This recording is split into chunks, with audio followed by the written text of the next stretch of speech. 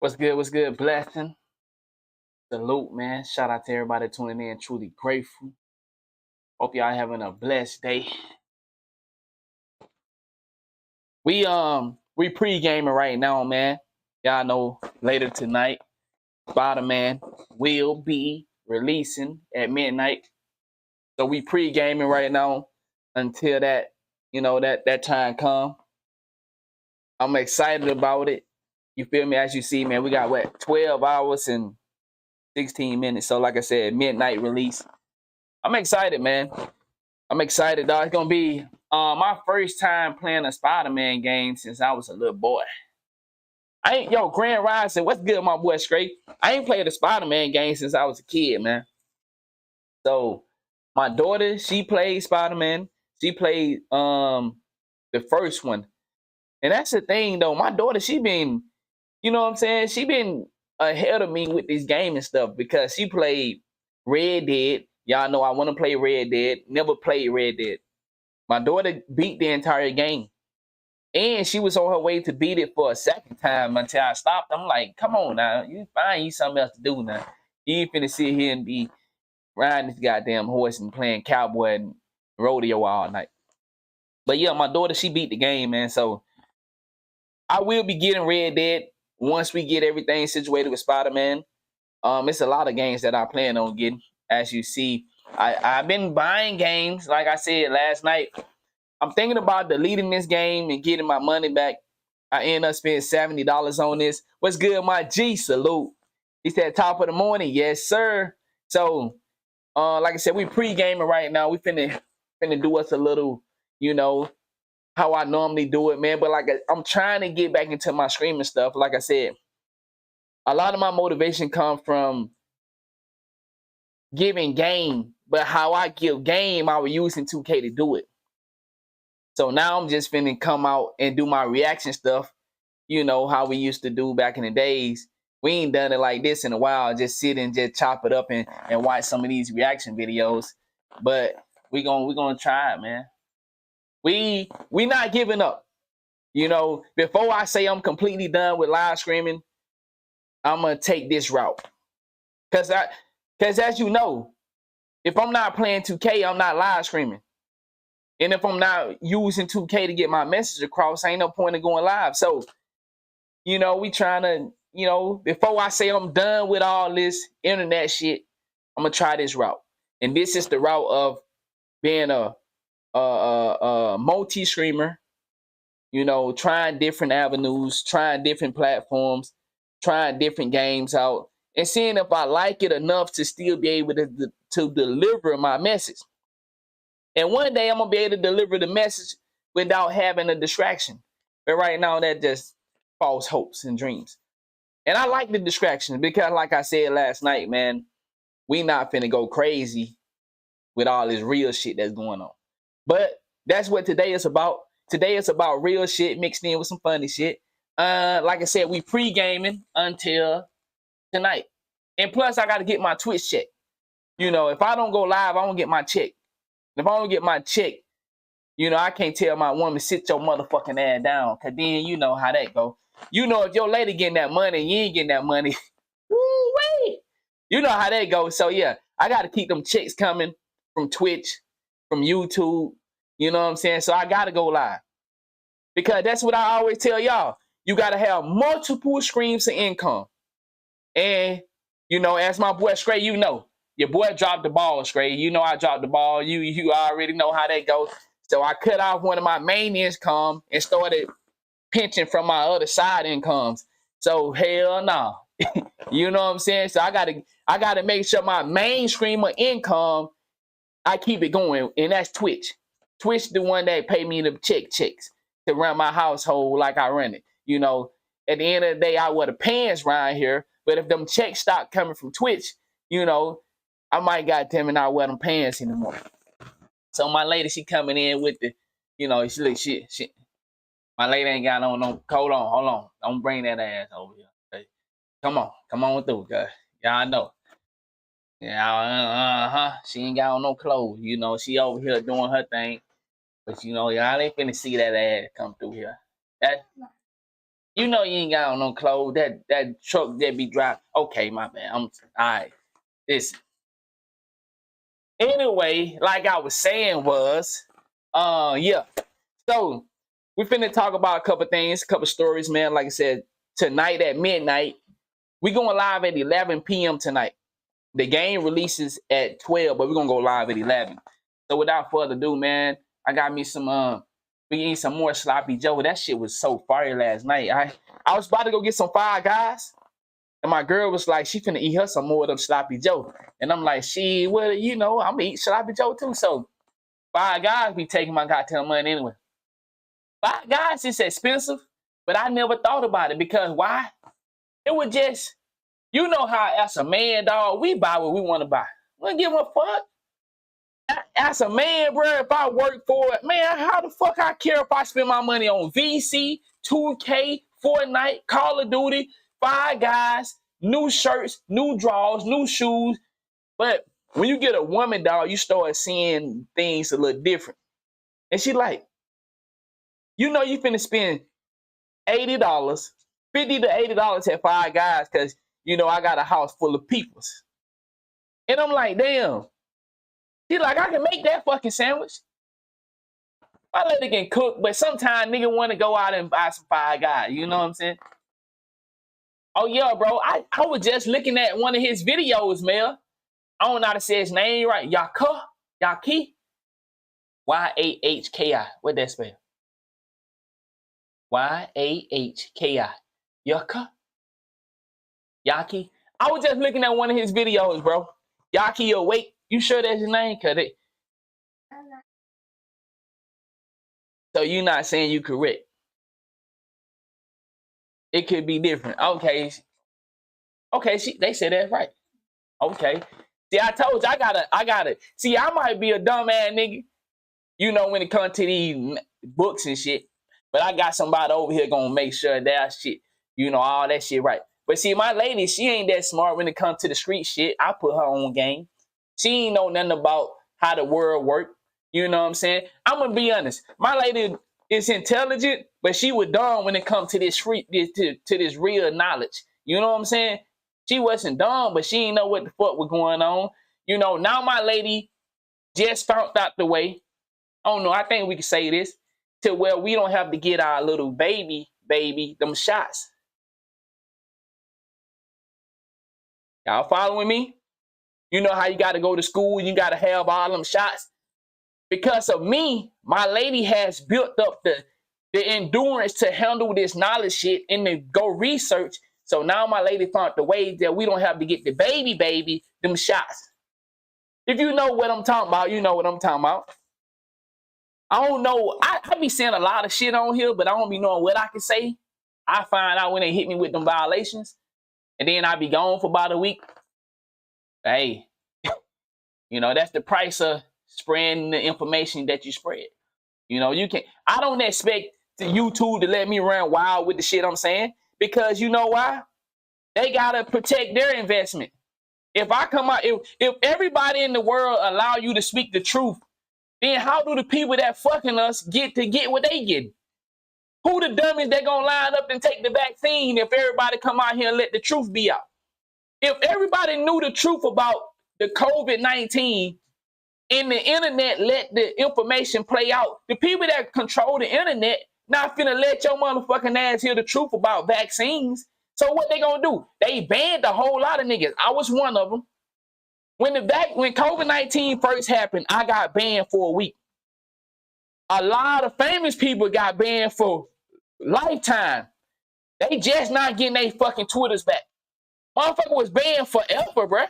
You feel me? So, my boy said, I appreciate the 10 ass. It's enjoyable while rolling up. Man, you smoking at 12 o'clock? Okay, my bad. I don't be knowing. Hey, maybe you need it. Maybe it's some medical shit. But they doing shit to that too. Okay, I'm going too fast. And let me slow down. I ain't even started the show yet. First of all, how everybody doing, man? Appreciate y'all for tuning in. As my G said, Grand Rising, man. Salute. Appreciate my homies, man, for rocking out with me while I go out and fuck with other shit. You know what I'm saying? Glad you switching up the content. I think the news/current event style is the right up, he said, right up your alley. You already know, because I like to talk anyway. I'm always researching shit, and I like to run my goddamn mouth. So, yeah, this is right up my alley. You know what I'm saying? But, like I said, we can't get over-saturated with knowledge, because it's a dangerous thing. It's a dangerous thing. And I like to expose my life, because I think it'll help somebody else. You know what I'm saying? Like my lady breath don't be clean that all the time. Maybe you would tell your lady brush your teeth. My lady wake up in the morning, she try to say my breath stink, but I think it's hers. You know what I'm saying? So we have to challenge each other. Who gonna brush their teeth first? Because some shit ain't smelling right. I've been winning though. Did you brush your teeth this morning? Yeah. I ain't brushed mine this morning. You ain't brushed it? Listen, I'm gonna be honest. I ain't brushed. I'm gonna be honest. I got up late. That ain't no excuse. Water don't cut off her certain time. Well, listen. Okay, I'm gonna brush it out of this screen. You can go brush it now. After you done eat. Okay, when I finish eating, I'm gonna brush my. Listen, I could have brushed it on time, but man, I had to get the baby to school, man. You know what I'm saying? If my lady would take the kids to school, I could have brushed my teeth. But I didn't want to be late. And that traffic in Florida is different, bruh. So, man, I didn't want to go across that Buckman Bridge and all that motherfucking traffic. So, I had to pick one. Do I brush my teeth now or do I, get in that line, man? Y'all know, come on, bruh. You got to go to them school, bruh, and be in that long-ass line, bruh. I wasn't trying to be in that line. I'm going to brush my teeth when I finish, though. He said the teacher going to remember your ass. Nah, listen, man. Listen, all I gotta do is get in the car line and drop the babies off. And I ain't gotta talk to no teacher to drop the kids off, But anyway, whatever, dog. Whatever. Fuck y'all, man. Let's go ahead and get started with the show. All right, first of all, y'all already know what I got behind me. I need 13 people to download this game. 13. Big Dog, SG Easy. Hey, man, if y'all don't mind, I just need 13 people to get to level 5. Listen, man, come on, bruh. It don't take but 7 to 8 minutes. I don't know, man. One nigga told me he's still on level 3. I don't know what that nigga doing. I'm gonna be honest. I don't know if he doing it right. Cause there's no way it shouldn't take more than 7 minutes to get to level 5, bro. All you gotta do is click on 4 or 5 things and you fucking at level 5, man. So yeah, download this game, help a brother out. Ain't like you gonna goddamn give me $5 for the month. I know some of my G's, I appreciate you. But I gotta just tell the truth. You niggas don't want to pay $5. And Netflix, you heard about Netflix? Netflix going up to $11. I want to see how many of you niggas gonna complain to Netflix about them motherfucking going up. Well, I remember when Netflix was $7.99 or $6.99. Netflix now want $11 from your motherfucking ass. I don't see nobody on Twitter saying nothing about Netflix going up on them prices. He said, I tried that shit for you, but I'm gonna keep my comment to myself. You download the game? Now go mouth. Come on now, G. Ain't something go mouth. I don't know what you say. You gonna keep your comments to yourself. You know, you can talk to me, you know what I'm saying? If you downloaded some shit. Now listen, go mouth. We ain't said you supposed to like that motherfucker. We trying to get that check from them people. Man, come on, man. Now I shouldn't have to say that, man. Come on, G. Come on now. These people, goddamn it, man. Come on now. Come on now. Don't make me have to say that, bro. Come on, bro. Read between the lines, bro. You just trying to help me get paid from them people. You feel me? When I get paid, y'all, you know, we able to do more shit for the stream. You know what I'm saying? Come on. Hold on. My lady want to say some shit.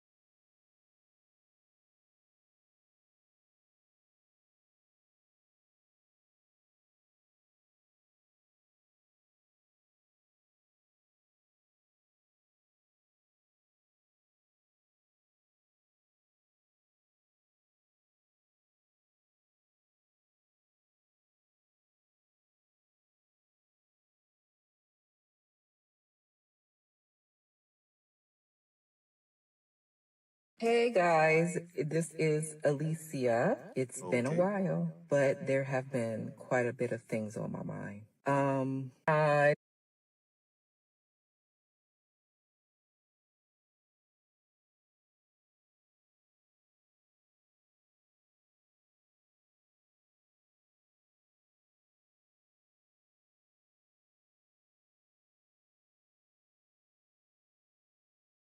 I believe that many of you have seen the, now viral video about me choosing to reject the Cheesecake Factory because I wanted more from Mikey. I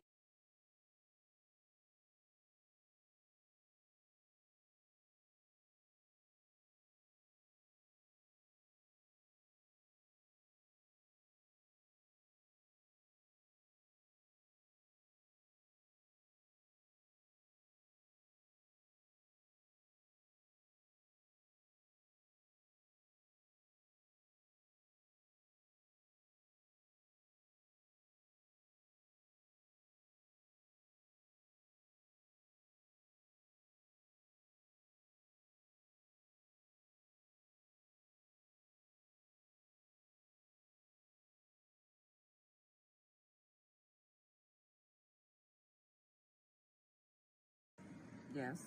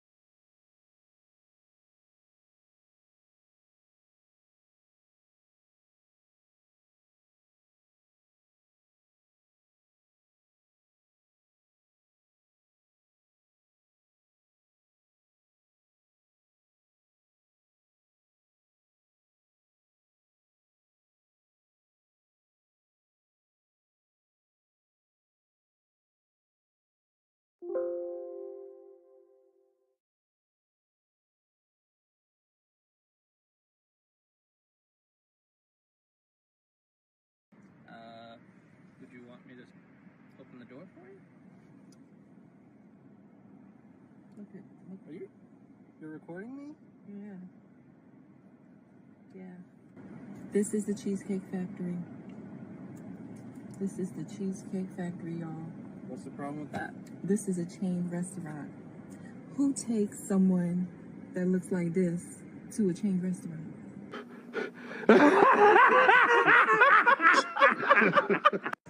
Yes. Would you want me to open the door for you? Look. You're recording me? Yeah. Yeah. Want to, well, let me say this. It's interesting to me that just how a moment in time, right, can shape how so many view you. And so I want to talk about, I'm trying to remember, bear with me guys, I wrote down some notes so I can remember everything I want to say. I watched comments, the shares that you guys, the opinions that you guys had, and I have reflected on all of them, processed all of them that I was able to read. Many of you have been vocal about how entitled I was, how I misused this man. And I want you to understand that my mission has always been to empower women, for women to feel respected, cared for, not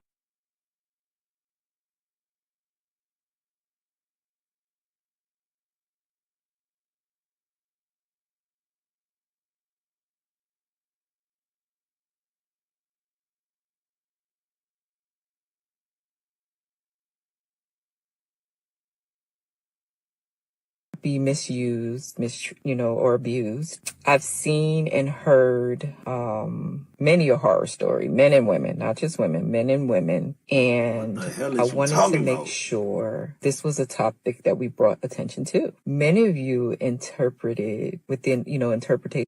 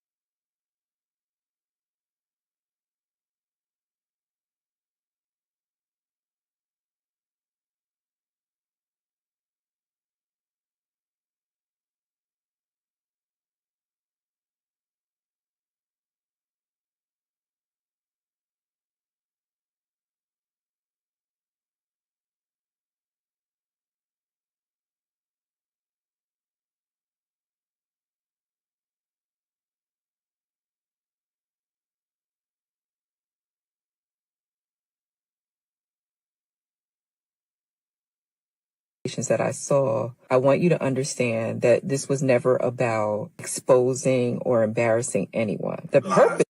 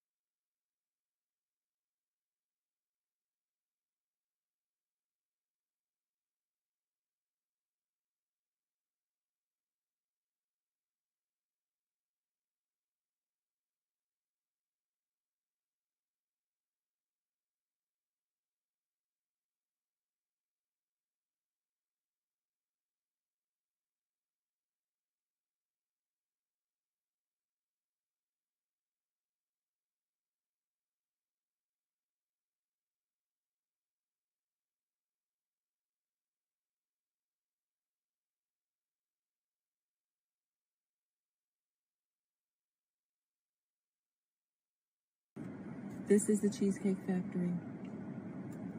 This is the Cheesecake Factory, y'all. What's the problem with that? This is a chain restaurant. Who takes someone that looks like this to a chain restaurant?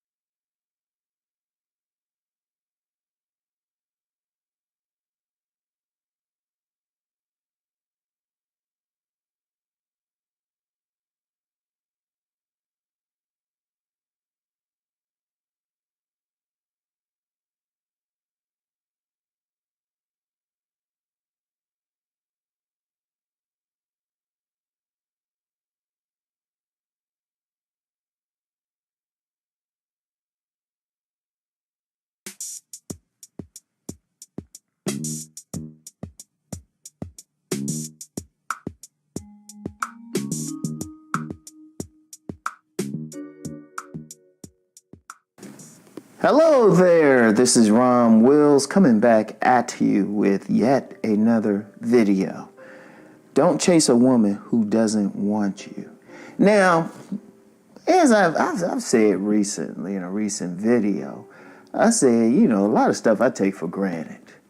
And I take for granted that if you shouldn't try bothering going for a woman who doesn't want you. Indeed, true to the game players, they don't mess with a woman who hasn't chosen them. Like I was talking about the whole choosing thing. Basically, they want the man. A smart man really looks for a woman who wants him. Even if he cold approach, he's going to read her right then and see her reaction when he cold approach. And yeah, even though I said I'm not big on like cold approaching, I said if you look at a woman and the word damn come out your mouth, say something. So, the damn principle. But here's the thing. Many men still want that woman who really don't want them. Indeed, you got some men making money trying to tell guys how to get those women. Look, you can't make anybody like you. Like in my last video, my last sit-down video, I talked about that. How to know a woman likes you. But see, let's be real. Men don't want the women who do like them. When I did that viral video, pay attention to the women who want you. A lot of guys say, well, of course some say no women like them. But then you also had some men who saying, well, I don't like the ones who like me. Okay, that's understandable. But in that video, too, I said develop yourself to the point that the woman you like are going to like you. It's just develop your best self. Attractive women do like men. And they tend to like the men who are at their best versions, right? But even with that, you can't make a woman like you. If you you can approach and all of that, but she's going to show some interest right then or there. And if she doesn't, okay, don't bother. Or if you're in a social circle, you. My bad. I was just playing that because we was waiting on my lady. So we're going to have to talk to my lady for a second. Now you're in trouble, right? No. So I just want to let you know. So let me explain what's going on. My lady is working in my gaming room. Because I'm a nice gentleman. You feel me? I wasn't playing the game like that. So I allow her to bring her equipment in here to do her business in here. So, boo. Babe. Katasha. So, now,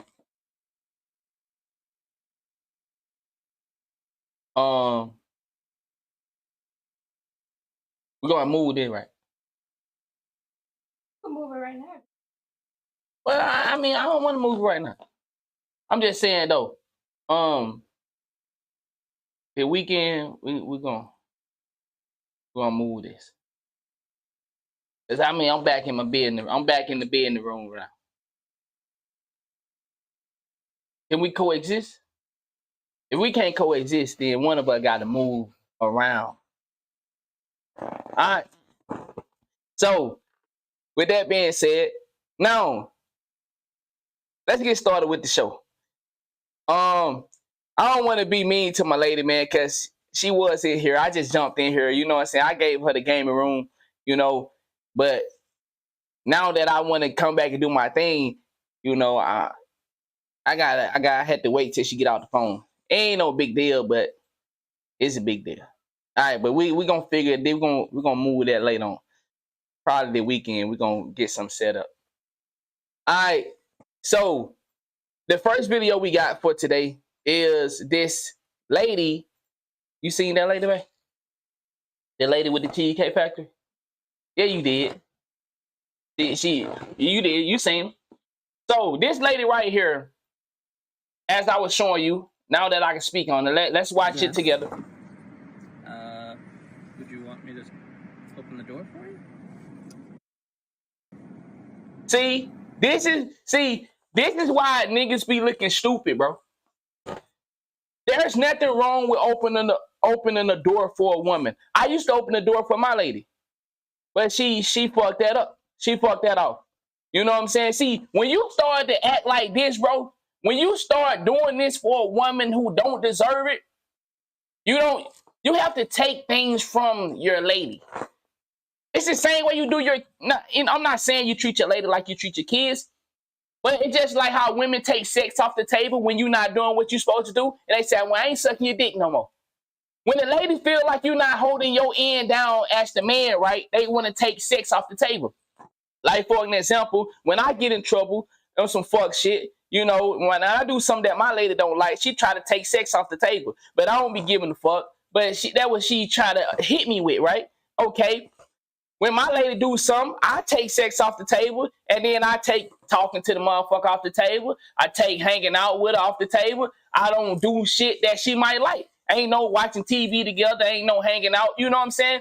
So when you niggas are treating women like this, that don't deserve to be treated like this what happened. They try to embarrass you. And then they feel some type of way, and they try to go clean it up, which we about to get to. So what she tried to do was clearly embarrass this man because she felt like she was above the Cheesecake Factory. And you know what he did? He dipped off on her, which he should. There's another video. Did you see the video with the lady ordering the oysters? You seen that one? So you seen that one. Now, ain't that right? Okay. All right. He don't want to be a part of the show. All right. A motherfucker, bro, I would never go out with a woman that gonna sit here and think I'm a fucking gullible ass nigga to where she gonna order everything on the fucking menu. This motherfucking lady, bro, I don't know if y'all seen it, ordered some oysters, bro. She ordered like, I'm gonna be realistic. I think it was like anywhere from 6 to 7 trays of oysters. It had to be at least 8 oysters on that tray. So this lady ate 6 to 7 trays full of oysters. And then don't expect a nigga to pay for it. Man, you gotta be out your motherfucking mind, bro. See, niggas, the only way these ladies gonna respect you and change if the niggas respect themselves. See, these ladies are not wrong for treating you niggas how they treat you. Because you allow them to. When men say, bro, hold on. Yes, I invited you out for a dinner, for a date. You don't even fuck with a nigga like that. I ain't even talking about no pussy. See, that's the first thing we need to get off the fucking brain. When you fucking with a female, the first thing you need to clear from your brain is fucking her. I know that's hard to do, and that take a long time to get yourself to that type of mentality. But the first thing, because as long as you thinking about fucking that woman, you available to be a fuck nigga. See, as long as your brain is saying, hey, I want to fuck this motherfucker, you gonna be weak, nigga. You not finna win that battle if you feeling them hormones, you feeling how attractive she is, you feeling the energy, you feeling the vibe, and nigga, all you think about is fucking. That's what's about to happen to you. See, when you remove the fucking from your brain, now you can dig deep on trying to see if this woman is really feeling you this type of way. See if this woman is worthy of your companionship, your intellect, your vibes, your energy, your resources. But when niggas be getting with a woman and the first thing they want to do is treat them like a queen, you treating a stranger like somebody that you don't even treat your mother like. I know, see, once again, my lady is sitting right here. You know, she don't like everything I say, but we've been together 4 years. See, that should tell you something. My lady don't like how I talk when I talk like this. She don't like my past, but we've been together 4 years. See, you got to read between the lines on that. See, females will say what they don't like, but they'll be with that nigga forever. You feel me? They'll be with that nigga. They'll tell you what man, I don't like a short man. I don't like a tall man. I don't like a fat man. I don't like a man that stand up for himself. I don't like a man that talk to me like this. But they'll still be with the nigga. Now, I'm not saying I go crazy on my lady, but I make sure I have to check my lady twice a month. Twice a month, I have to put my foot in my lady ass.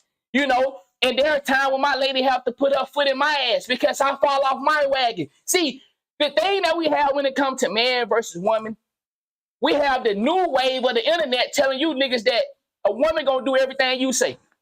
You silly, my nigga. So, I know we ain't started the video yet, but I just wanted to get on fuck shit.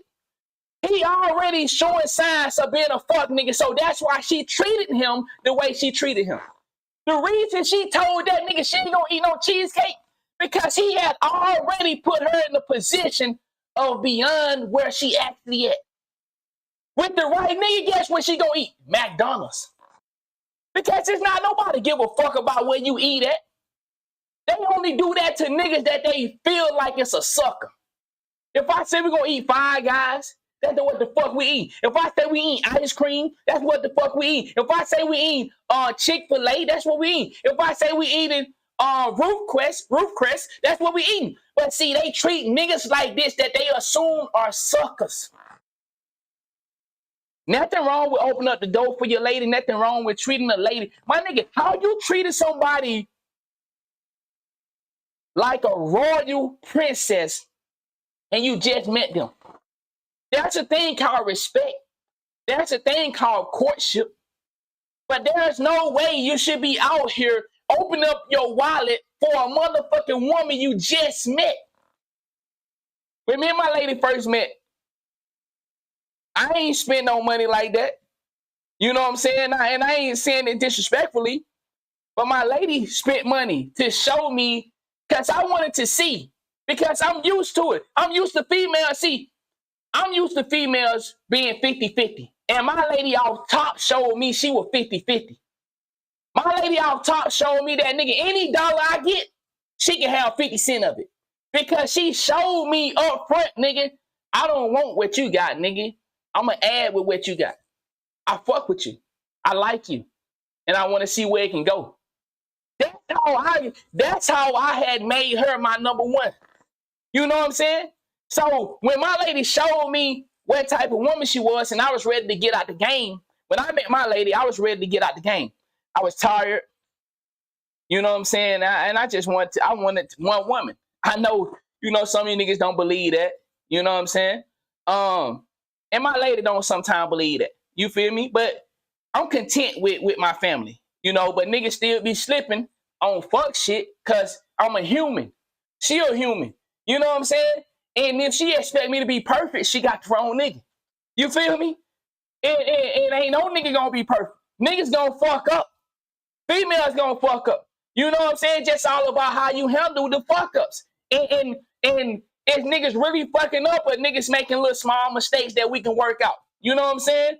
So it's all about the mindset and not letting the media or the internet or your friends and family control the narrative of your household. You feel me? So I be fucking up, but I don't be fucking up intentionally. I fuck up because I still have trauma with my past. And, my lady, she be understanding that, but she don't like it. You know what I'm saying? Like I said, my lady sitting right here, she probably don't like the fact that I'm talking about this shit. But me, what I do is so I can help the next person not fall for the mistakes I make. You know what I'm saying? So that's how I kick it. But back to this video. She wanted to hurt this man because she felt like she was above the Cheesecake Factory. Let's continue. Okay. You're recording me? Yeah. This is the Cheesecake. And what I like about what this man did, he was trying to treat her like how they tell us we should treat women. But I keep telling you, you don't listen to how the world tell you to treat a woman. You treat every woman different based off of how she treats you. Every woman deserves to be treated different because all of us are different.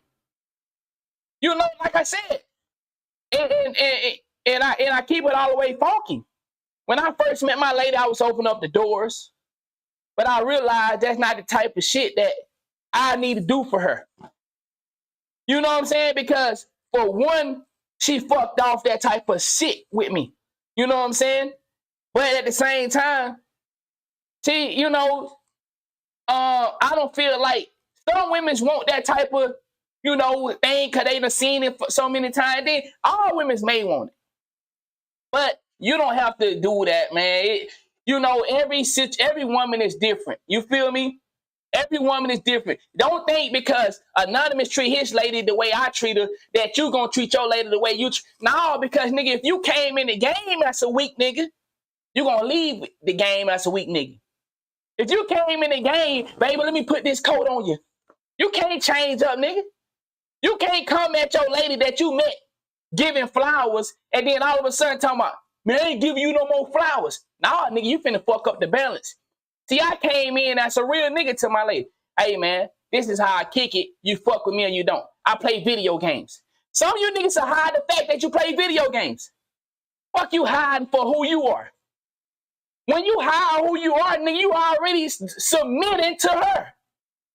So I ain't never submitted to my lady. I submitted to myself just like she submitted to herself. But guess what? There is somebody have to take the high end of the fucking relationship.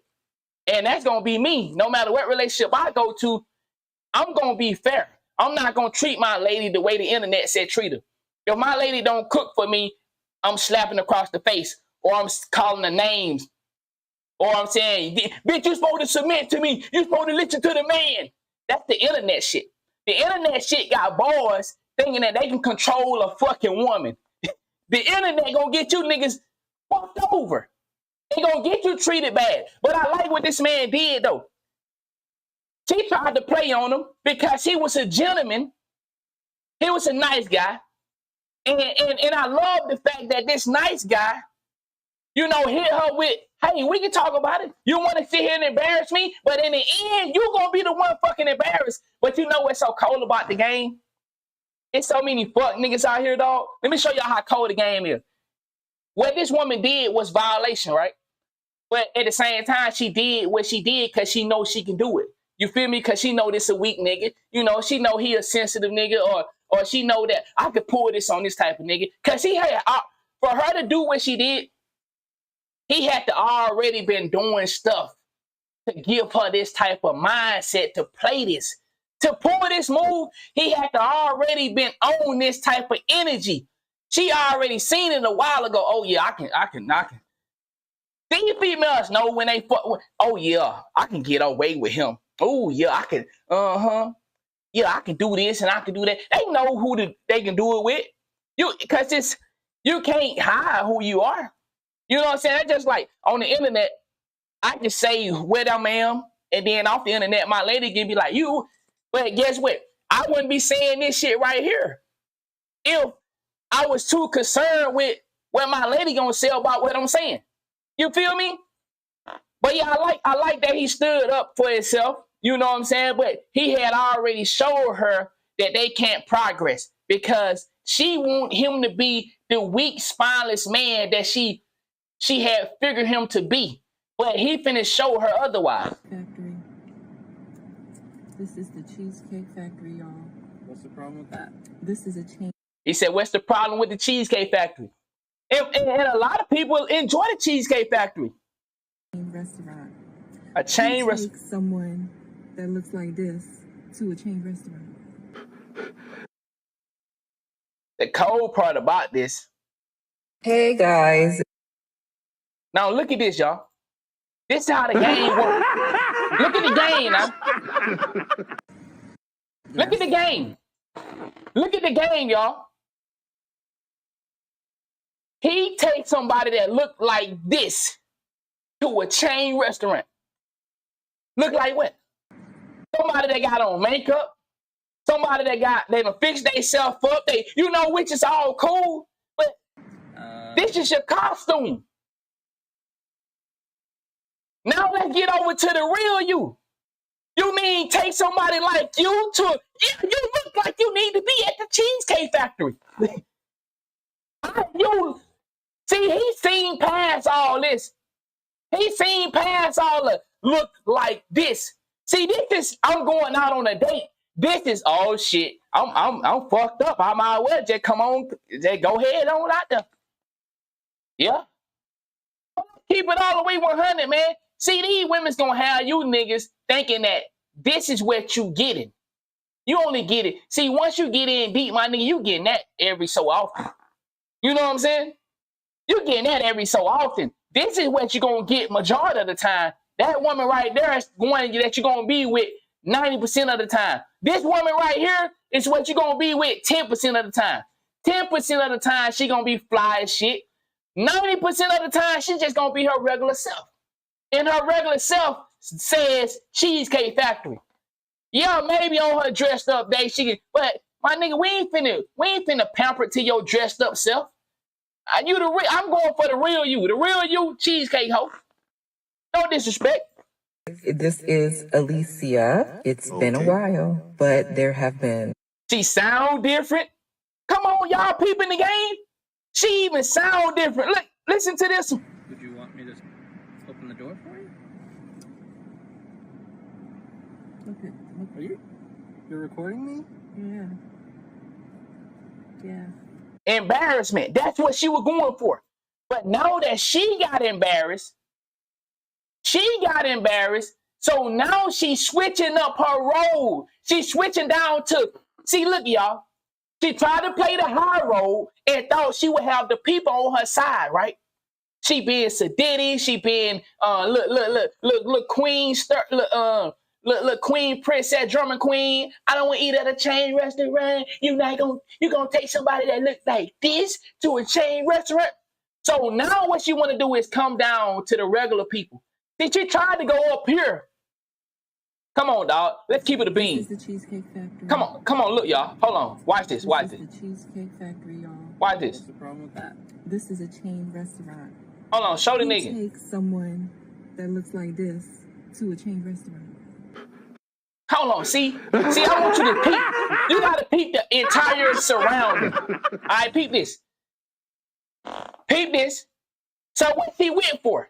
He went for, y'all ain't peeping his surrounding. Look, double sunroof. So he got a nice car. That's a nice car, 2022 or higher. Double sunroof. I don't know what kind of car it is, but you know, you could peep the landscape. Yeah. Show the nigga. Would you want me to open the door for you? Show the nigga. All right. Come on, dog.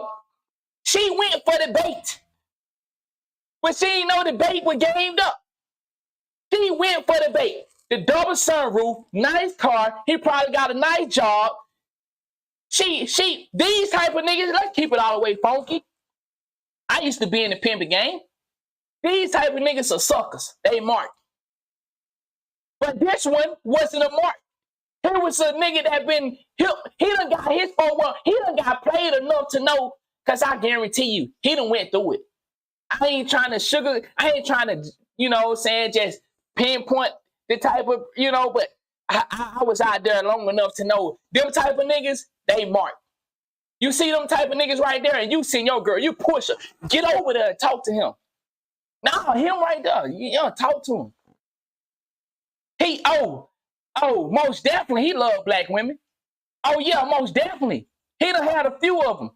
But like I said though, them type of niggas be marked. You push a girl to, hey man, get on that nigga right there. Yeah, that nigga right there. Yeah. Cause he gonna go. But I done guarantee you he done got burnt a couple times. And plus the new waves of men's, you can't just run that game on them. But let's continue. So as you see, she was all dolled up. Now she trying to come down to earth because she been humbled. She been humbled now. So now she coming with her, you know, her casual look to talk to the people and explain what happened. Now let's get into it. Quite a bit of things on my mind. I believe that many of you have seen the, now viral video about me. Man, y'all do this. Listen, bruh. We all are open to judgmental things. You know, she can come and judge me. I think I'm the most handsome nigga in the world. I don't think no nigga is fly to me. That's my belief. She can believe that about herself. So guess what? I have the right to judge her just like she have the right to judge. My nigga, do this motherfucker look like anything above Cheesecake Factory? Come on now. With the type of mindset she have. The mindset, because we not just going off of looks. Only fools go off of just a visual. Only a fool would just judge a woman for how she look.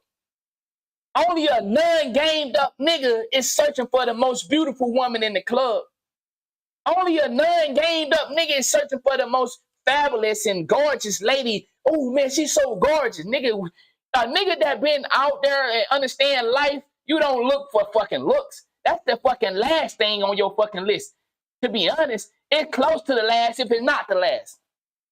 Going for the most beautiful woman in the world, nigga, that's like asking yourself, dude, do you want to deal with them problems?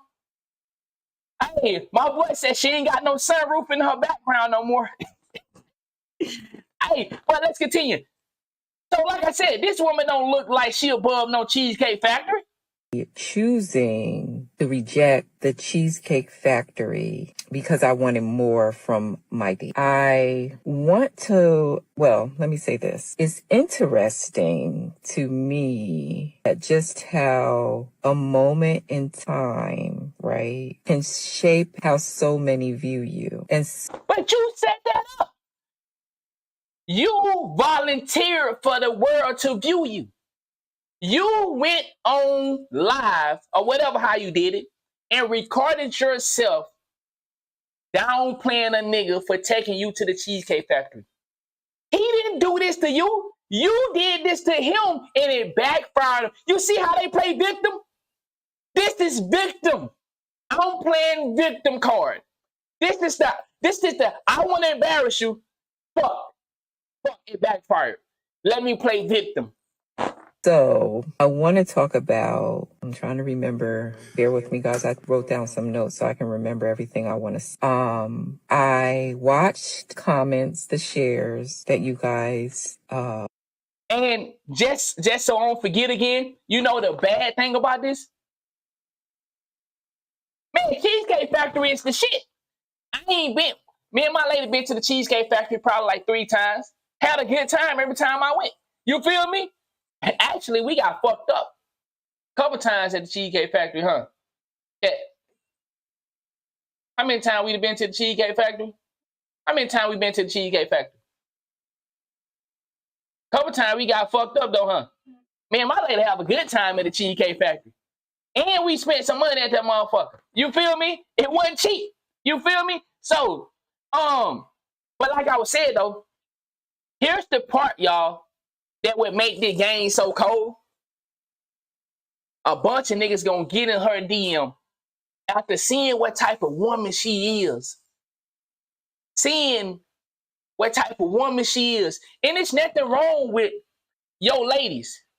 Cause I know I have ladies that fuck with me. There's nothing wrong with you turning down the Cheesecake Factory. But it's something wrong with you trying to embarrass a nigga. Y'all, look at this. This nigga want to take me to the cheese. What?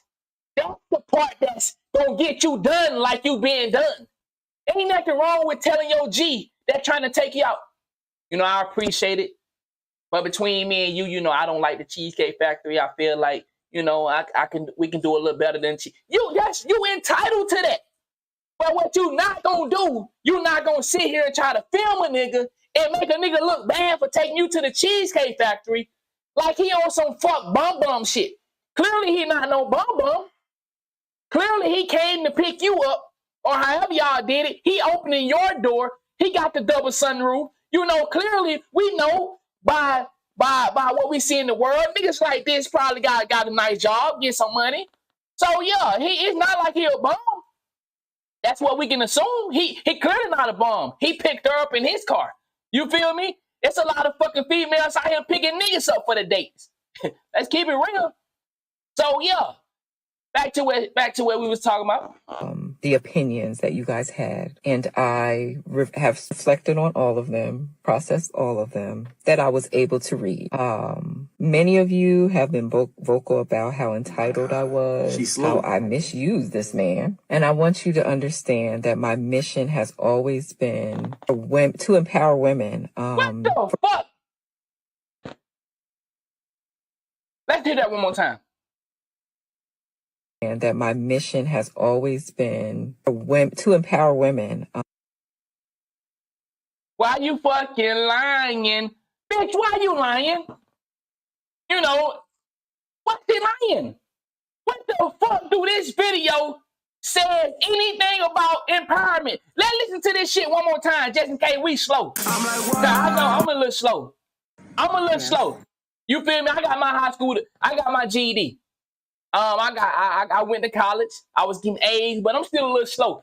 Can somebody show me where's the woman empowerment in this video? Would you want me to open the door for you? We're looking for the woman empowerment. You're recording me? Yeah. Bitch, stop fucking lying, ho. You over here trying to hurt this nigga ego. Because he opened up. See, what I tell you niggas, they don't want no man that gonna actually treat them like that. They don't want no nigga to treat them right. They don't want no nigga to open up the door for them. They don't want no nigga to be a gentleman. They don't want all you niggas that trying to go out here and be this little fairy tale nigga that I'm sending flowers to the job. My nigga, it's a nigga that ain't doing none of that. Got all their attention. To give them the bare minimum of respect and got all their attention. She full of herself. Thanks, big dog. Talking about some woman empowerment, this month. But let's finish. We're going to look and see if she showcased any woman empowerment. Did she say, ladies, we can do better than it? Bitch, you on there trying to hurt a nigga. Cheesecake Factory. This is the Man, we ain't got to watch that to know that whole line. All right, let's continue. For women to feel respected, cared for, not be misused, or abused. So look at this, y'all. Look at how she trying to do this nigga. Now she trying to act like the nigga was mistreating her. What the fuck? Do you see what I'm saying? You got to be careful with these hoes right here. And see, what that nigga, what Fernie Marco said, if you ain't get your woman in 2020, 2021, I ain't trying to wish bad on none of you G's, but if you ain't got no woman in 2020 or 2021, my nigga, I don't know what you probably dealing with. Even my woman is fucking be fucked up in the head sometime, nigga, and I got her in 2020. You feel me? Or 2021, one of them years. My lady is 31. She cook, clean, smart, funny, cool as fuck, laid back. You know what I'm saying? But get what? Even she still come with the other shit. Talk all day, nagging, clingy. Well, she ain't too clingy, but I done broke her out of that a little bit. You feel me? Bullshit, snooping, nosing, looking for shit, looking for drama and shit. Who you talking to? What you doing? You know what I'm saying? But at the same time, she still got those qualities of the grandma that they was giving off. The mothers was giving off. You know what I'm saying? Respect your man. Put some clothes on. You know what I'm saying? Don't be showing your ass out in public like that. You know what I'm saying? Respect me as your man. You know what I'm saying?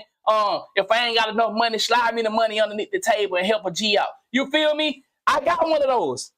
You feel me? But these new women, bro, my nigga, you gotta have that wallet on you. You gotta have that wallet on you. You gotta have a social media status to where people can verify y'all and validate y'all. My lady, she still got that little mindset sometimes. You see what they doing? Look at them relationship. Oh man, hey, cut that out. We not no Beyonce and Jay-Z. Cut that out. We can't do what they doing. They got that, you know what I'm saying? So my lady is old school, but she still be getting caught up sometime in the new school. But she got more of the old school ways in her than the new school, I should say. But like I said, we all and me too, because I still got some old shit in me. You feel me? So, but these motherfuckers be out here playing games, bro, trying to run that mental game on you. I've seen and heard many a horror story, men and women, not just women, men and women. And I wanted to make sure this was a topic that we brought attention to. What the fuck do that got to do with what you did, though? you interpreted within, interpretations that I saw, I want you to understand that this was never about exposing or embarrassing. Stop fucking lying, lady. Man, these type of women, bro, you fucking don't talk to, bro. You ignore these motherfuckers, dog. This motherfucker is sitting here lying about what we seen with our own eyes. She acting like we ain't watched the goddamn video. Anyone. The purpose was to spark discussion, to foster learning and growth. But I've seen some interesting interpretation, and it has caused me some more questions. There have been some hurtful comments. People wanting to come for my job. It's interesting to me how angry someone can get about something, things that don't directly affect them, to the point where you want to be harmful, all while screaming respect. Because I am one who loves to discuss things, who's always open to learn and grow. Bruh, what the fuck is this motherfucker talking about? I'm like my boy right here now. What is she? What? Man, bro, what the fuck, yo, dad boo? What the fuck is she talking about? What the fuck do they got to do with what you, bro? Once again, she is responding to the fucking comment she got based on this video, y'all. Cheesecake Factory, y'all. What's the problem with that? This is a chain restaurant. Who takes someone that looks like this to a chain restaurant?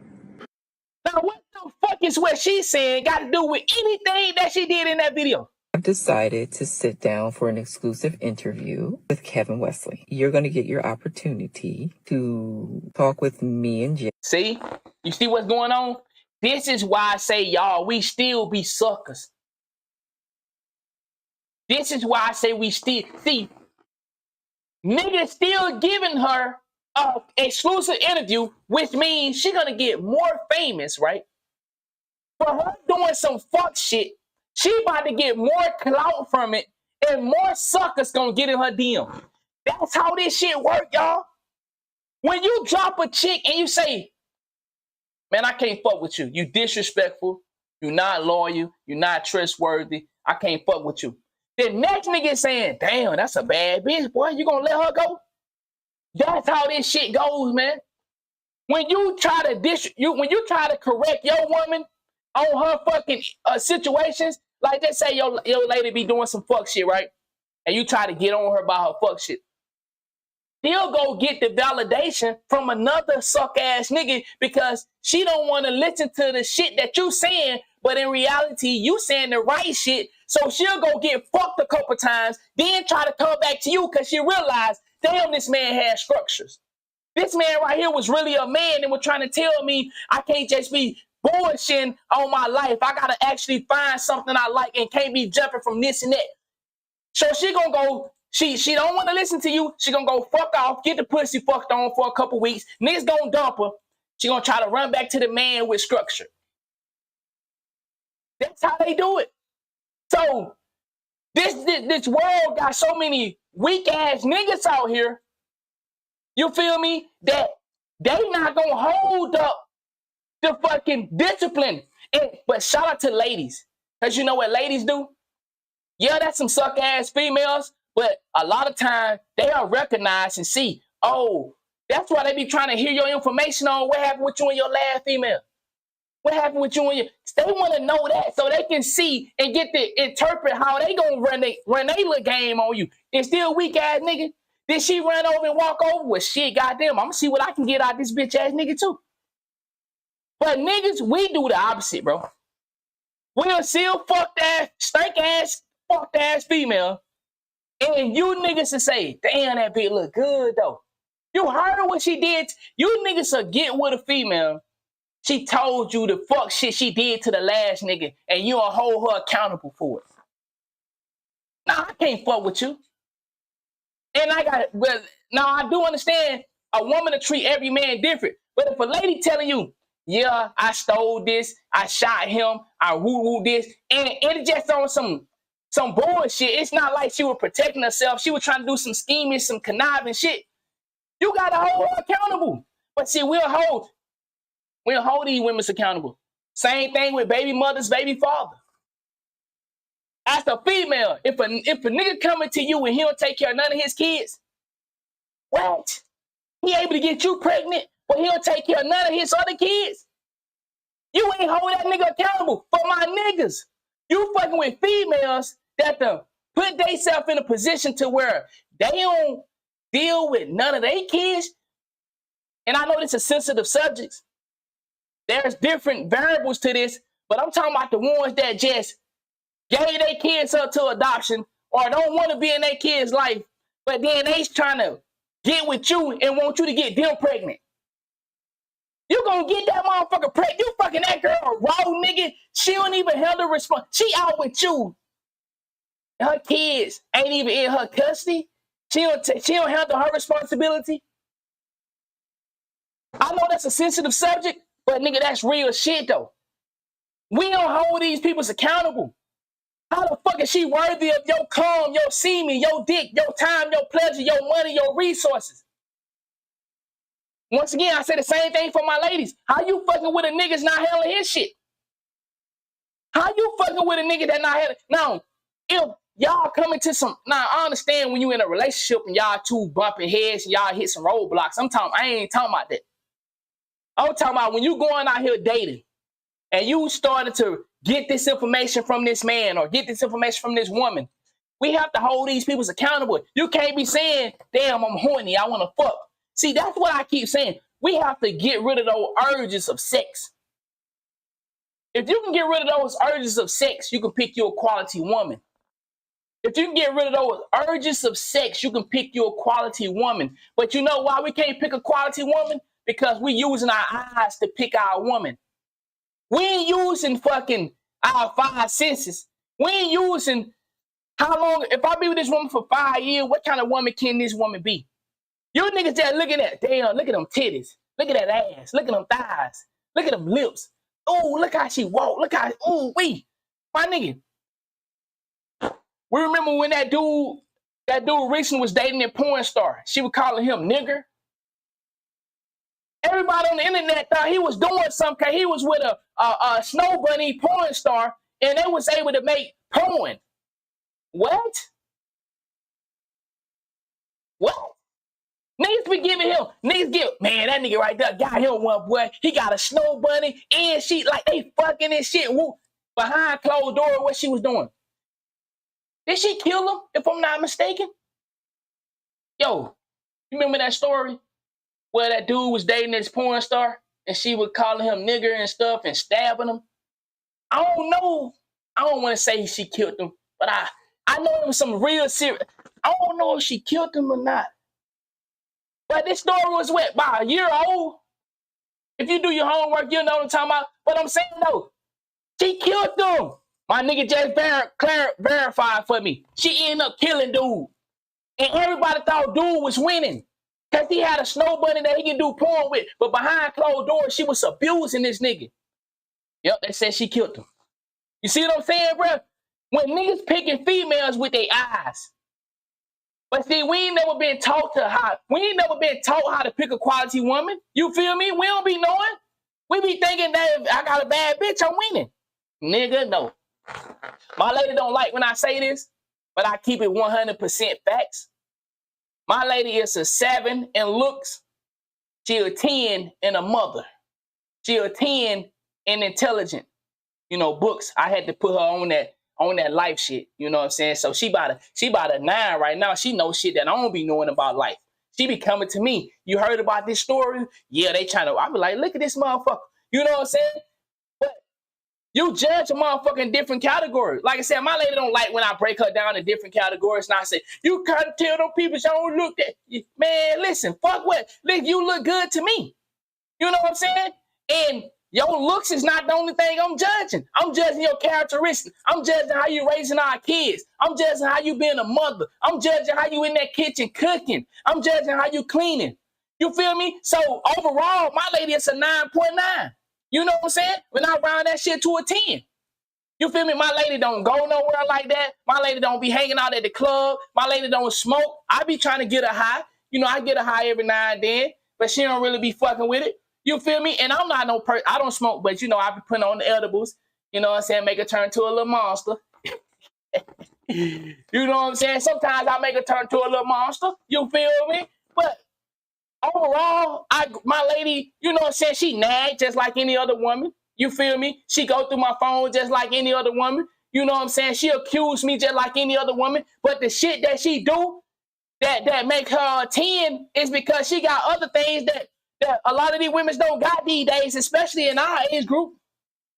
You know what I'm saying? She a good woman. I expect her to go through my phone because I'm a raw ass nigga. I expect my lady to be asking, where you going? What time you coming home? When you a raw ass nigga, you expect these type of questions. If you ain't a raw ass nigga, your lady don't care what time you coming home because she know ain't nothing about you pushing no weight. You know what I'm saying? She ain't got to worry about nobody out there might take her prize because she like, don't nobody want this nigga but me. I'm just dealing with him. You feel me? But yeah, man, let's get back to the video.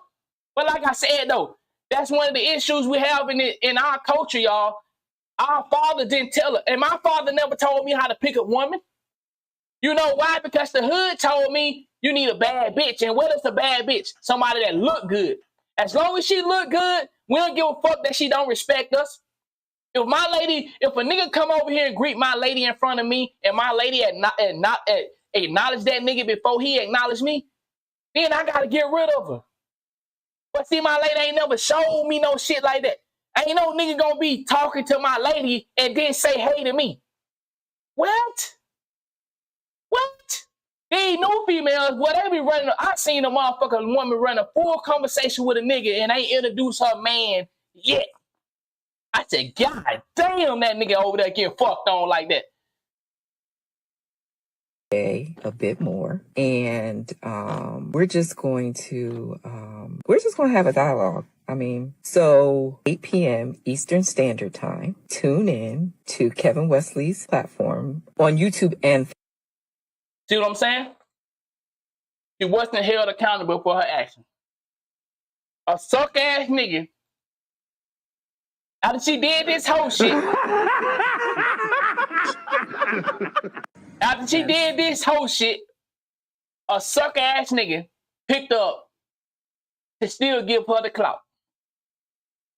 You know what I'm saying? And that's what happened every day.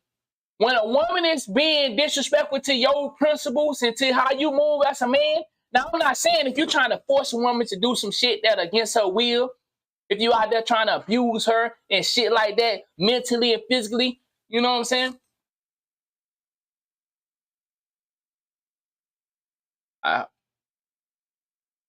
Facebook. We'll be live on YouTube and Facebook. Like I said, 8 p.m. Eastern Standard Time. Thank you for your time. I hope you take this opportunity to come so that we can have some more dialogue. It's all about growing and learning. See you tonight. What do I think of the lady who got mad because she was late and her date took her to Cheesecake Factory? He could have done better than Cheesecake. That's all I think. Unless he was going to take her shopping afterwards. That's all I know. Like, if you taking me to Cheesecake Factory, it better be attached to the mall and we going shopping after. Otherwise, I'm not getting out the car either. Sprinkle. I don't care if I was late. I'm a woman. I can be late. That's what I do. But Cheesecake Factory was shopping. She would have got out that car for sure. Okay, I know this is the Cheesecake Factory, but look, it's the mall right behind it. I'm gonna take you shopping afterwards. Let's go.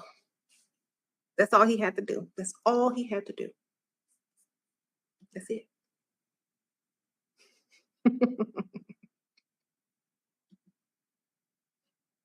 If it was late and the mall was closed, then I'm not getting out the car either. Sprinkle. This woman just wasted so much time saying nothing. Guys, I reduced this video down from 5 minutes long to what it is now, 2 minutes and 48 seconds. She had another 2 minutes and 52 seconds of her saying absolutely nothing, just staring at the camera like a deer in headlights. Now, she knows that she was wrong. She was being entitled. She knows that she went overboard because, first of all, what does Cheesecake Factory and the fact that he wanted to bring you there have to do with women demanding respect from men? How is him trying to bring you to Cheesecake Factory disrespectful? Who the hell are you? Last time I checked, this man had to clock in to work, earn money so that he could take your delusional, entitled ass out on a date. And why would he want to go out on a date with you? I don't even know, because I don't see any way possible that you stroked any type of mental stimulation for him, because I was struggling to listen to you, man. You ever just listen to someone who's melancholy like that, who just doesn't have any voice inflections, anything like that? I'd rather watch grass grow, paint dry, than listen to another 2 minutes of her. I don't even want to see the damn interview, bro. Like, come on, you was in the wrong. The man wanted to take you out on a date. You thought you were above Cheesecake Factory, which you're not. I don't know what you think this is. I don't know if you've been listening to too much Sprinkle. I really don't know what's going on, but this is an embarrassment. Like, you should never have made this damn video. You should have just left this alone. We don't care about your interview, any of that, because obviously something wrong with you upstairs, man. I really need to see if you've been evaluated, because I know I'm not the only one who thinks that. If you saw the 5-minute long video, you have to ask yourself, is she normal? Did she go to classrooms with padded walls and stuff like that? Come on, man. Oh, Lord. Fellas, listen, bro. At the end of the day,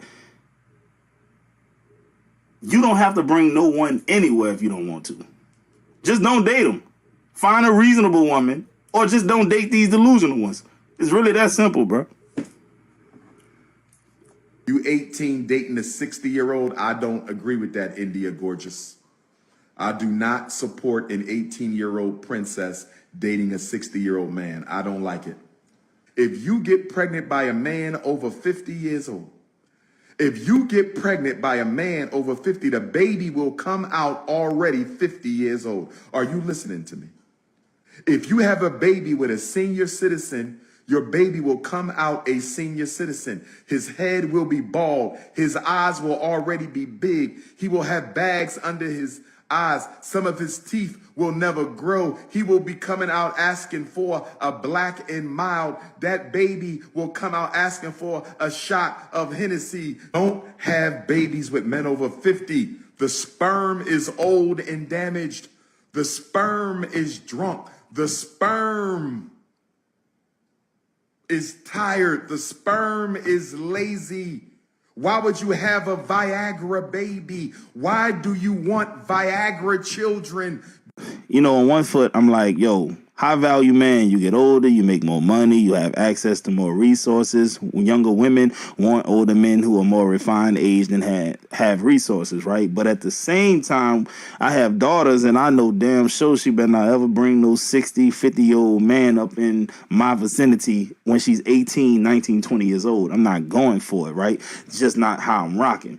Also, what Dr. Umar said about the sperm and stuff like that, everything that I've just researched, which was very briefly, not really in depth, but the research and literature leans towards the sperm quality does go down as a man ages, just like a woman's eggs. She stops producing. Well, a woman has the same amount of eggs from the day she's born, but the thing is, those eggs are starting to deteriorate as she gets older. Men produce more sperm all the time, but that quality of sperm does go down. So, I mean, he makes a valid argument, and y'all know me and Dr. Umar, bro, I don't really rock with everything he says. He's a funny guy from time to time, but in this situation, bro, I think any man that has daughters, especially young daughters, would not want no 60-year-old dating his daughter. We've been involved for 4 years. After my miscarriage last year, he kept his word and left his wife. I spent my entire check on a welcome home party, and I served him wine and lobster. I wrote him a poem, No More Hiding. A poem about devotion and starting a new chapter together publicly. He ate dinner. We went to bed, and then he left my home in the middle of the night. He dumped me via text. Tonight was a nice gesture. I realized I would never do something so nice for you, so we're not meant to be. I've asked for more information, but he won't respond. I don't know what happened.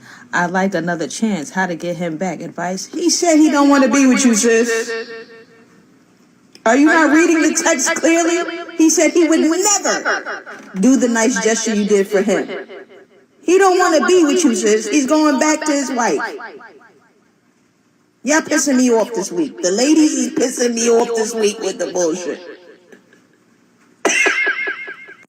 Yo, women will fight for the men that they really want, even though if that man don't even like them, bro. Like I heard somebody say, you ain't even got a lot of these women. If they like you enough, they gonna lie to themselves. And situations like this let me know that that's real. Of course, I've always known that, especially since I was younger. I've seen women do crazy things since I was a little boy, just around the neighborhood, hearsay, people gossiping and things of that nature. Women have done some Looney Tune things for men who show no interest in them or men who just use them, and then they try to go to you nice guys once it's way too late in their 40s and stuff like that.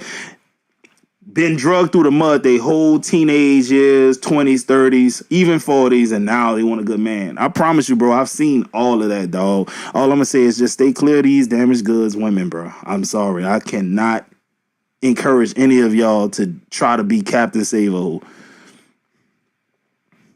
Why'd you break out the sweat? I ain't even mad at you, twin. I swear to God, I ain't mad. Cause I be doing foul shit, but that's fouler. That's fouler. I know. Nah, this is crazy, man. A woman will try to cut you off after you've been clapping her cheeks for years, even though she's been in a relationship with a guy. All of a sudden, you want to be a good woman? You're not a good woman. Just continue to do what you're doing. You ain't saving him none. It's crazy to me how these women will try to turn a leaf after all of the dirt you did. Man, listen, keep at it. Straight up. Nah, do the right thing, y'all. I'm joking. But at the end of the day, bro, just watch your girl. Because, dog, dudes are grimy and women are grimy as well, man. You just never know what your girl up to at the end of the day. You got to have trust, and trust is hard to come by these days. Yo, my experience with dating Houston women, now I'm with a wonderful woman. But when I look back and I think, I laugh because I'm like, when I first moved to Houston, I remember my mom warning me. She was like, hey, them Houston women different. But I'm young, I think I'm fly, what I'm saying, good looking. I get out there and man, I'll tell you, Houston women run game. I think any major city has the most game players, man. I came to Houston and it changed my whole mindset. Cause when I first moved here, I was meeting all these different women, but like literally every chick was about game. Like they had a roster of dudes. They knew what to say. They smelled good. They dressed nice. They'll seduce you. They'll lie to you. And you eating this up, right? Cause you thinking, okay, I got it. But the thing is, they make every dude feel like they got it. But it's a game. They get what they want out of you. And most of them, like I said, they just want attention. They don't want a man. They just want attention. Now, this is not all Houston women, but a lot of Houston women move this way. They just want attention. And these guys are so thirsty. These guys will give them the attention they want, buying them things, taking them out, paying bills. You gotta understand, this woman has multiple dudes doing those things for her. So if she meets you and you just a nice cat or whatever, and it don't matter. She gonna use you. She gonna find a way to use you and seduce you. And I'm telling you now, Houston women are no joke. If you coming out here to look for a wife,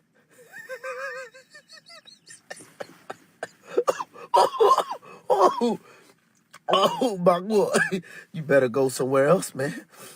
You better go somewhere else because you gonna get got. You gonna get cooked. Because these women ain't playing. Man, I remember one time, dog, I had a chick run some crazy game, dog. I'm at a bar, she's just looking at me, and I'm looking.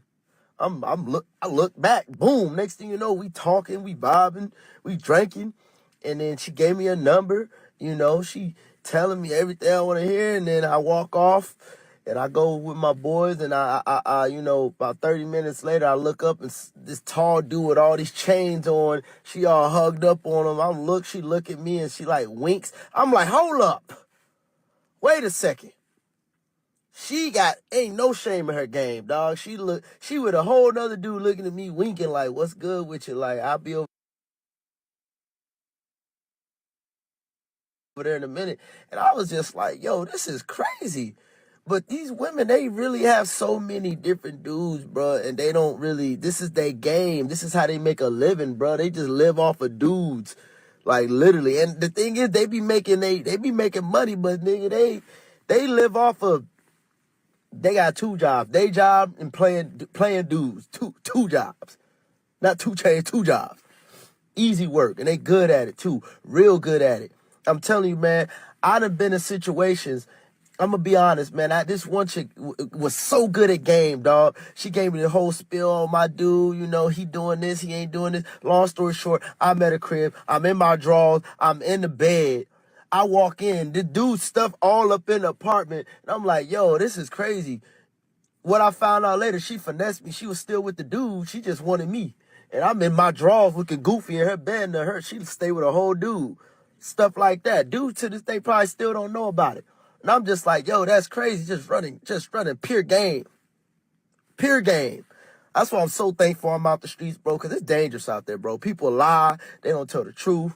Man, people emotionally hurt. They got trauma. More of the story, Houston women are dangerous. If you a single man and you come to Houston and you looking for a wife, stay out those bars. Don't go to no big events trying to meet a chick, man. You better just, I don't know, go to church. Something. Christian mingle, I don't know. Hinge, I don't know. All I know is you gonna get got. Because these women got game for days. Game for days. I could go on and tell you about the stories. I could go on and on, but I'll say that for later. But just know, man, fellas, be careful. Nah, man, you know, Houston, I've always heard that Houston is one of the wildest places as far as dating goes. Like, I heard that there's real piss in the pool out there. Like, legitimate piss in the pool. All the women there are just trying to get over on men. The men got money out there. A lot of men got money out there, and they just play boys. So it just creates this toxic ecosystem out there, you know. And these women are always looking for the guy who's going to spend that money on them, and it's not real human interaction. Is always transactional from what I can tell. And I would argue that it's like that in most cities for the most part, but I just heard Houston is a different beast. Any guys in the comments who are from Houston, man, I love to read some comments from y'all, you know, y'all detailing some of y'all dating experiences and stuff like that out there. But it seems to be that's the case. And, you know, on top of that, guys, I've been hearing that the STD rate out there is out of control, too. So if you are in Houston, bro, I would be strapping up if you aren't already. Gonorrhea is on the loose. You know, someone said that if you are 35 years old and you're dating women within 35 and under, always wear a condom with them, even though you should do that already, but double wrap that thing up, because those are the highest cases of gonorrhea and chlamydia these days. The women 35 and under. It's crazy. Where are we headed to? We're going to the passport office. We are. We're headed to the passport office. Come along with first grade to Mexico. Here we're taking passport pictures. I'm going to laminate some boarding passes, and I'm going to laminate our sombreros and make them our placemats. Are you excited? Where are we going today? Mexico. Did you bring some stuff? Where are you going with that bag? To Mexico. Are you going to Mexico? Good morning. Good morning. Where are you going? Mexico. And now I turn into Superwoman. I'm going to change my classroom into an airplane. I found a video on YouTube that they're going to watch to make us feel like we're in the air. They have passports, they have boarding passes, and of course we are flying Southwest Airlines. I'm going to give each young adult their passport and their airline ticket because no mommies are allowed to go. And I'm going to match their little passports up to their faces to make sure they are who they say they are. So now I'm a TSA agent. They are going to board the aircraft and get ready for takeoff. They can sit anywhere they like on my plane. Please keep all your baggages and your papers with you, your hands and your legs to yourself. And please remain quiet, because I will be ready to take off in just moments. We are now closing the door for the aircraft.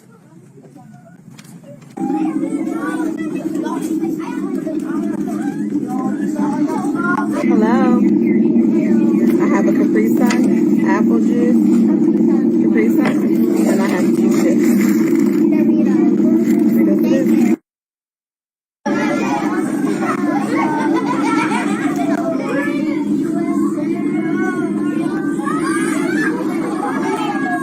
After our 15-minute flight, I did find another video on YouTube that helped us land.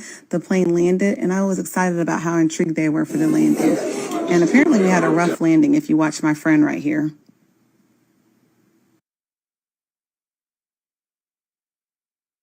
Whenever I'm muted like that, it's because my lady on the phone. Once again, my lady, she is working in the gaming room today.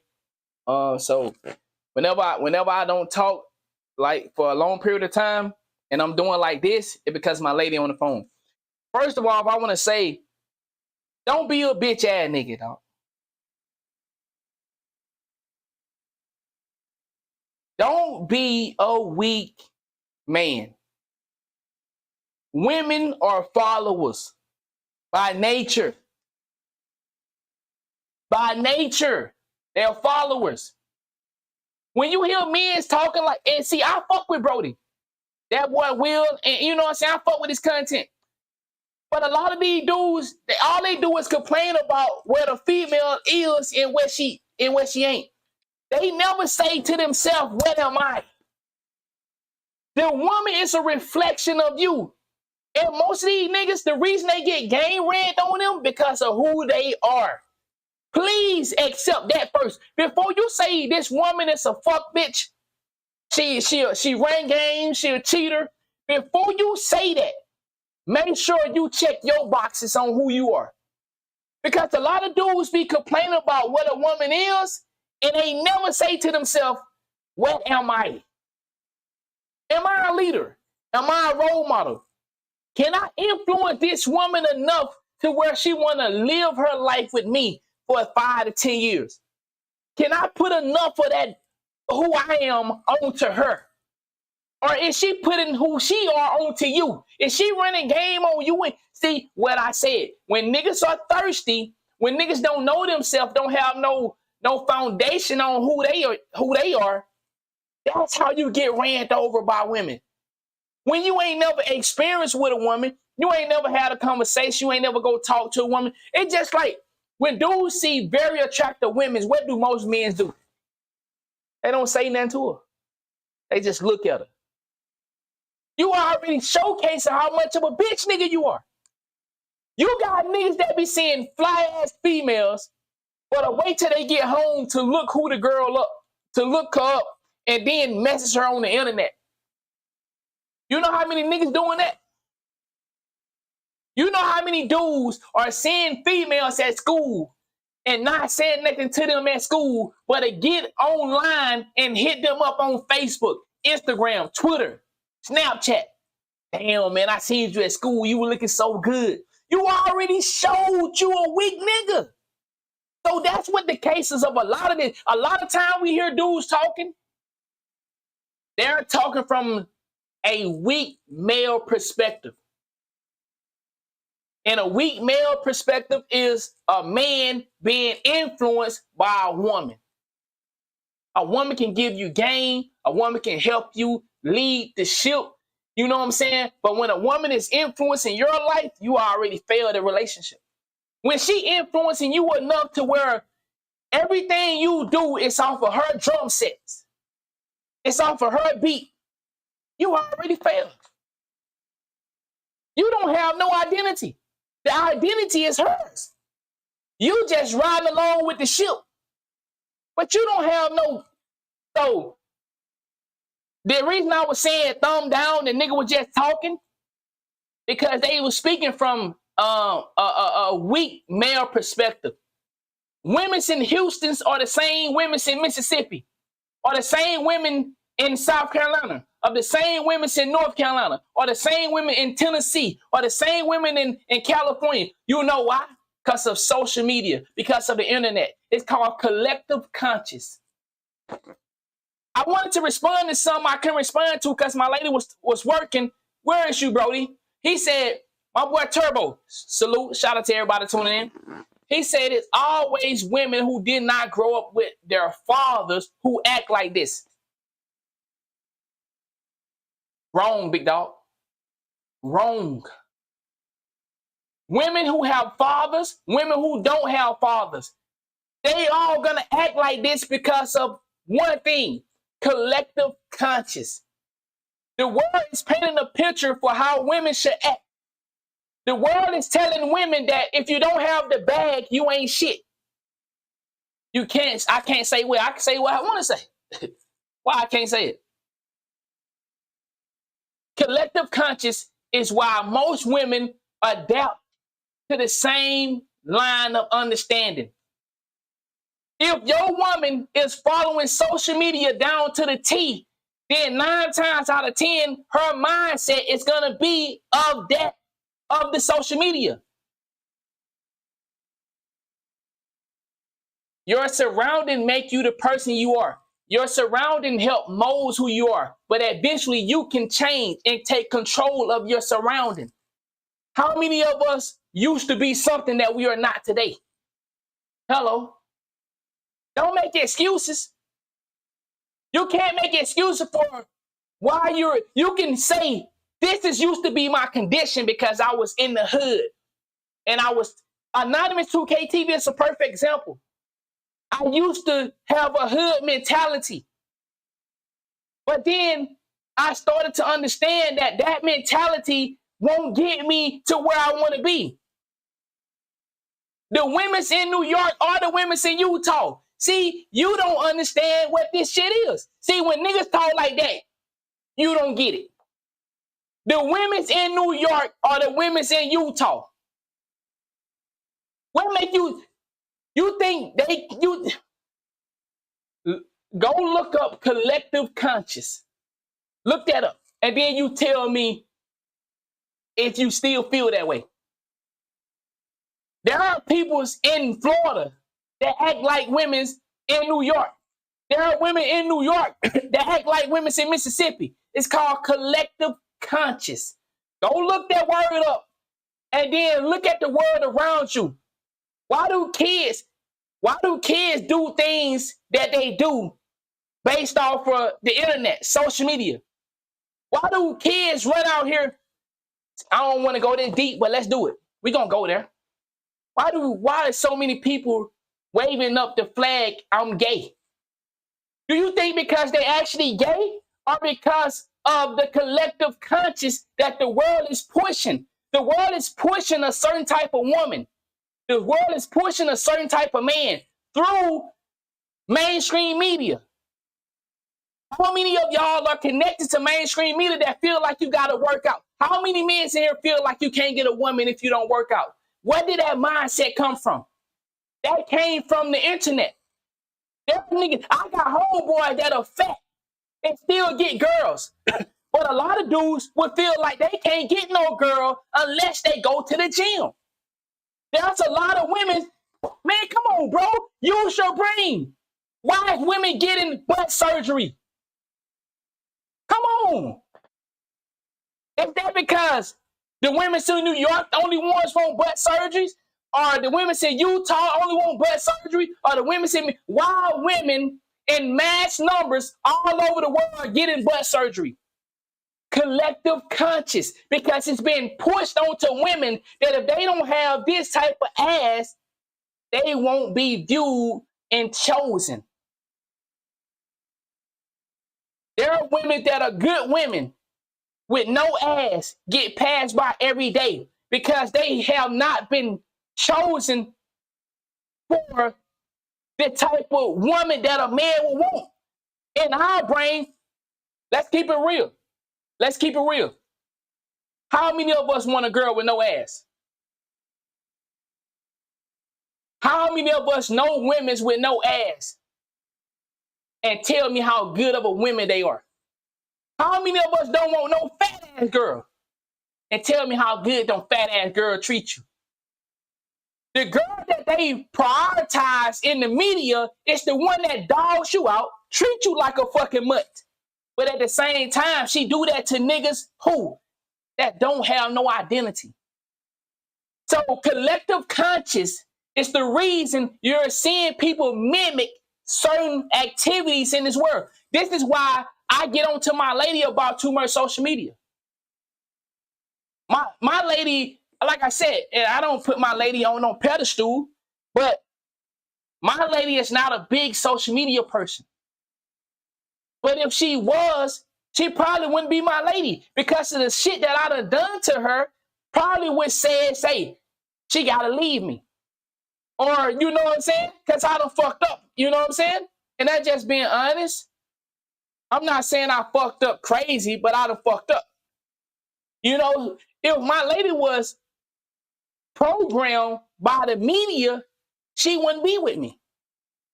If my lady was programmed by her peers, she wouldn't fuck with me. It's the same thing for y'all. So a lot of the stuff we see that goes on with relationship, most of it comes from the internet. It's not how people actually feel. You'll have people that have a divorce breakup because of the internet.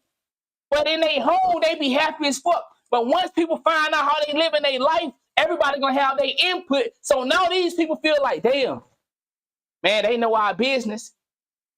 Man, they gonna start judging, they gonna start picking, they gonna start pulling things out. How many times we see celebrities break up because of the internet noise? But behind closed doors, they be happy as fuck. Another good example, Will Smith and Jada Pinkett. Look at all the noise that the internet is saying. Man, Will Smith, you being disrespected by Jada Pinkett. Will Smith is saying that's noise on the internet. Me and Jada Pinkett been broke up since 2016. But we didn't need to come and make y'all feel important to tell y'all. Y'all just the internet.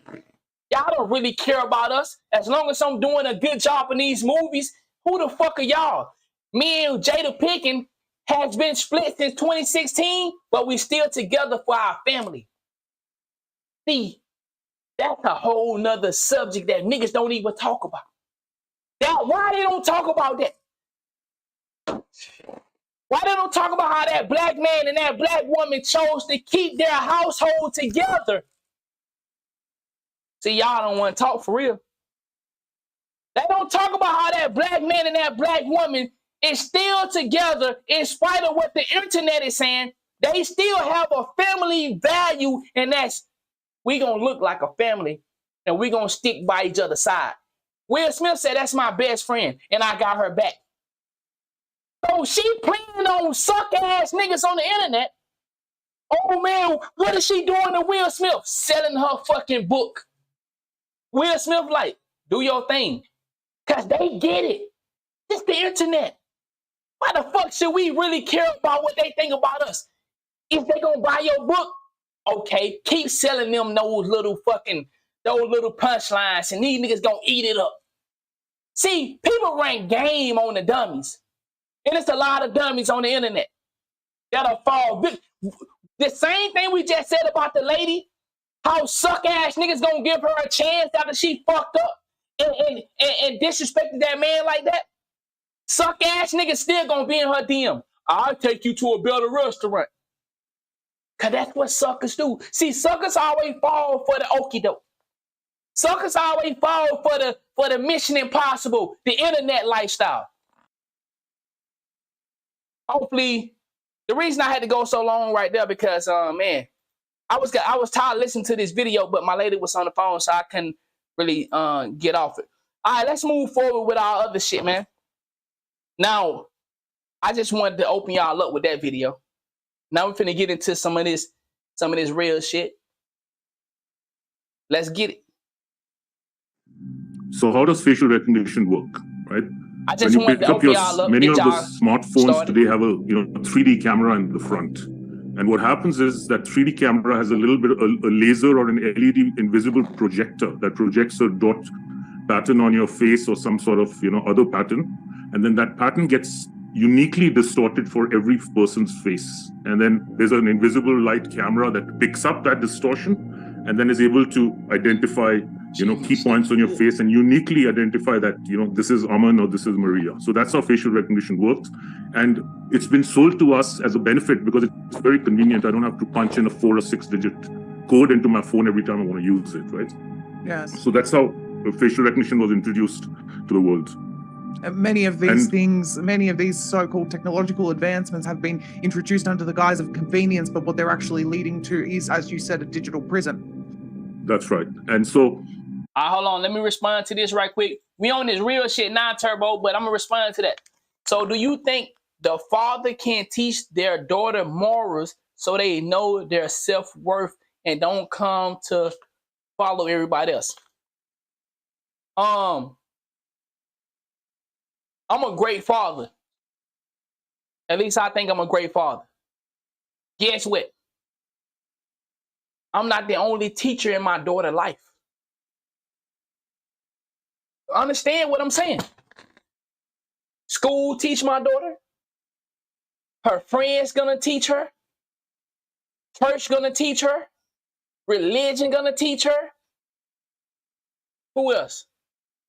The internet gonna teach her. Music gonna teach her. Do you see? I'm already at 6 teachers right now. I'm at 6 teachers. Little old me and 6 other people's influencing my baby girl's life. So yes, you can teach your kids.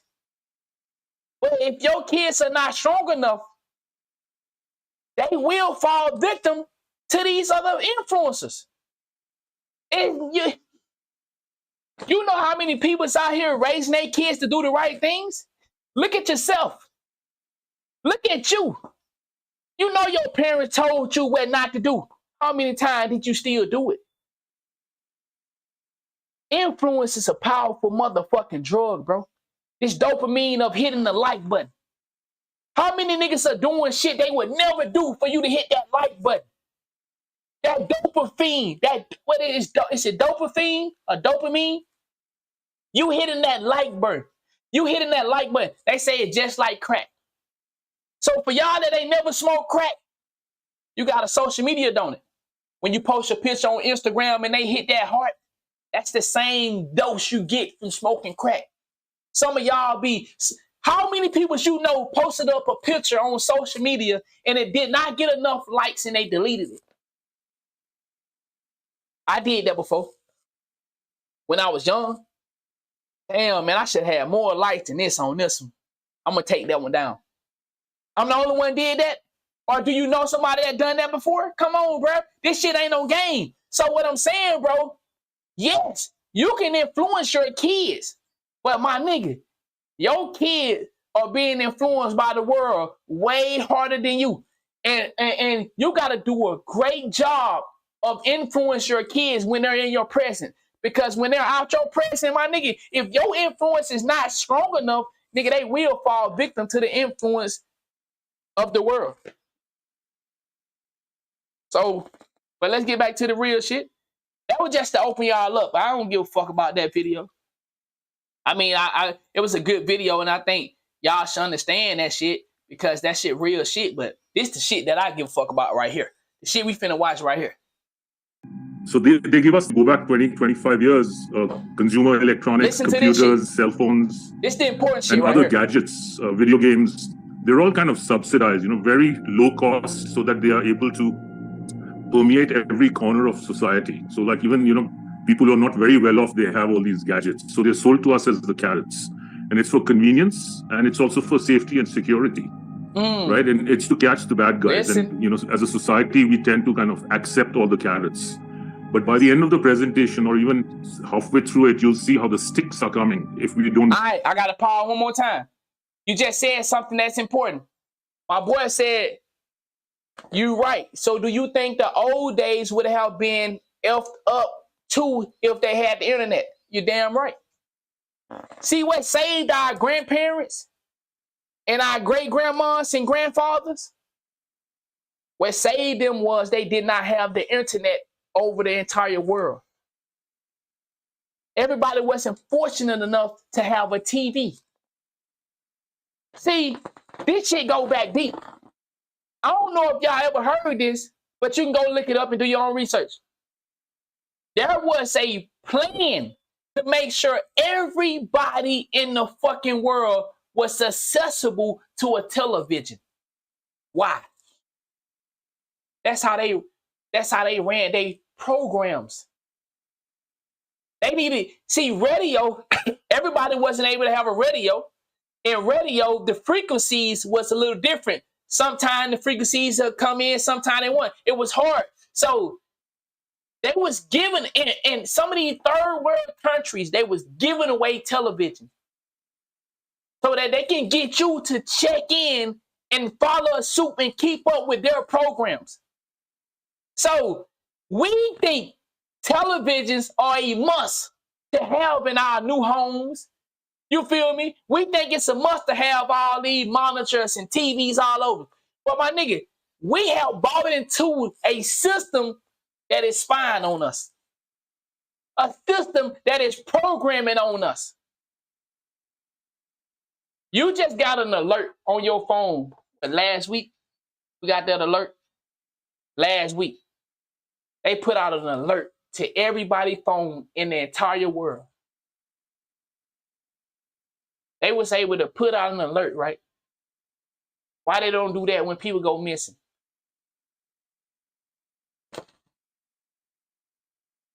They was able to tap into every phone in the fucking world. In the fucking United States. I think they did it worldwide, if I'm not mistaken. Wasn't it a worldwide alert? Why they don't do that when kids go missing?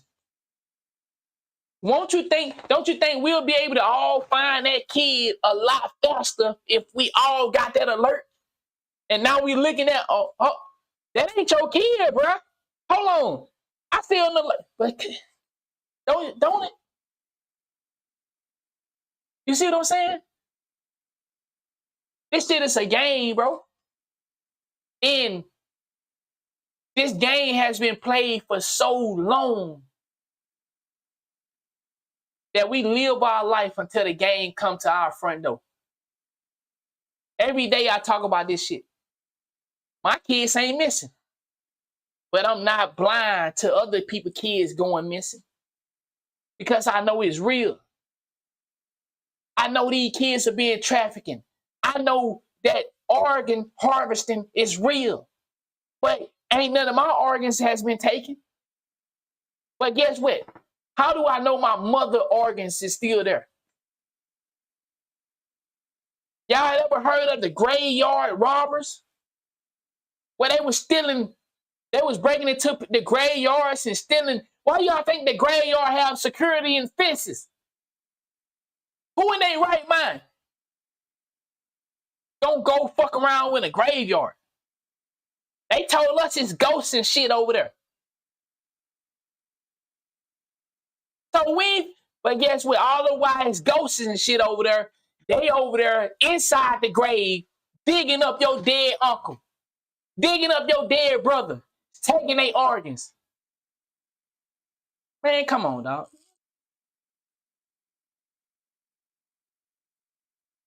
Watch out. And they've already started, and most people are, they don't know what's coming. So if you go to China, Big Brother has already met Big Data, right? They already have facial recognition, which is connected to social credit scoring, and that directly lends itself to a control system. And they already announced it in China for many years. I was in Shenzhen, China in 2019, 3 years ago, for an optical conference.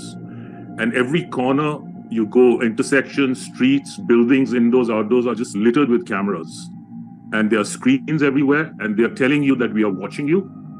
And we are watching you, and you will be okay with us watching you all the time. And so people have become very compliant. We ourselves use Atlas VPN to protect our data online. Atlas VPN is more than just you. Atlas VPN it's easy to system is like a feedback system on how people behave, and this is how compliance has been achieved in China. Now they're already doing this in the Western countries. It's just that they haven't told us yet. So our social scoring has already started. Our carbon tracking has already started. I was in India recently, and when I got my receipt from United Airlines, it had a carbon footprint of 3.3 tons each way on the receipt. So yes, the conditioning's already started, and we're talking here in Australia about banks starting to notify you about your carbon footprint on your transactions. Yep. So that conditioning, you're absolutely right. We're already in that system. Everything's being tracked. Right. So but the narrative in the Western media is that, privacy and freedom have gone in China, right? And the social credit system is a control system in China, and implicitly we in the West are free. But that's really not the case. But the narrative is there, and it gives people the illusion that all the surveillance being put up in our cities and our towns in the Western countries is for security and safety of the people. But what is not said is that per capita cameras in America are greater than in China. We have 50 million tethered surveillance cameras in the United States connected to the internet and therefore to AI. And by 2025, $2 trillion would have been spent on cameras and the surveillance infrastructure of smart cities. Right? London is ranked number 3 in the world in terms of number of cameras per 1,000 people. Right? So the infrastructure is in place and is expanding. So if people, look up and they keep their, wits about them and go out in your towns and cities, you'll see more and more surveillance infrastructure being set up, and it'll all be sold on the pretext of safety and security of the people. Yep. Right? So in the old days, what was surveillance? A bunch of cameras around the city, and there'd be people sitting and watching these LCD screens or LED screens for, thieves and all. And so human eyeballs are gone. Now, no humans are necessary. All the monitoring will be done by smart artificial intelligence security guards that are watching us at every moment. And so you're being, literally, they're listening in, they're watching, they're analyzing, they're logging, they're learning, and then it repeats the cycle. I have a question, Aman. You mentioned sort of 20 billion devices around the world. Are all of these devices also listening? If they have a microphone, chances are they are listening. Like your cell phone is listening. Of course. Like the Zoom call is not only listening, it's recording, analyzing our discussion, and we are being scored by AI as we speak. And since I'm talking to you and you're talking to me, our social credit score is being reduced in real time as we speak. Anybody that talk the way we're like in real shit, and I don't want to fuck with you, but when y'all watch content like this, do you know your social credit score is being attacked? You're showing that you may be different than the docile peoples of the world. For the ones that did not go take the COVID shot, for those that don't follow direction correctly, when it's time to eliminate, the peoples of the world that don't follow direction, we're gonna be the first targets. That's why it's important that we know what the fuck going on, because the ones that are free thinkers, they're gonna get rid of you first. If we don't understand and work together and try to be smarter than this system. I don't know if y'all remember, maybe 2 or 3 years ago, for all my people in the military. I know you may have heard this. Some of y'all may have not heard this. But when y'all was getting questioned, would you go against your country?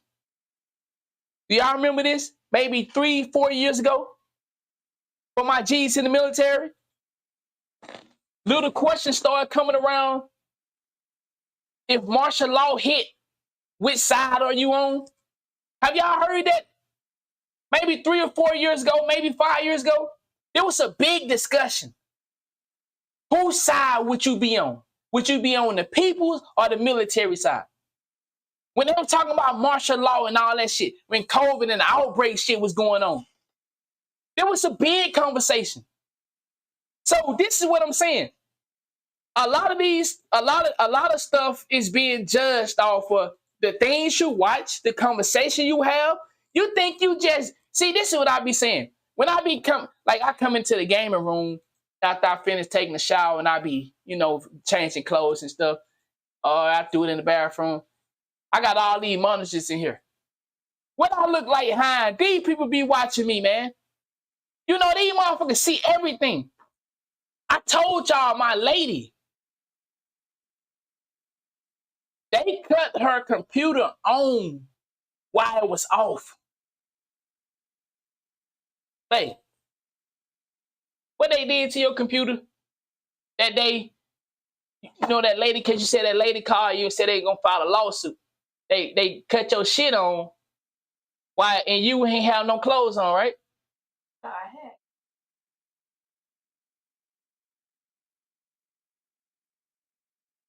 Okay.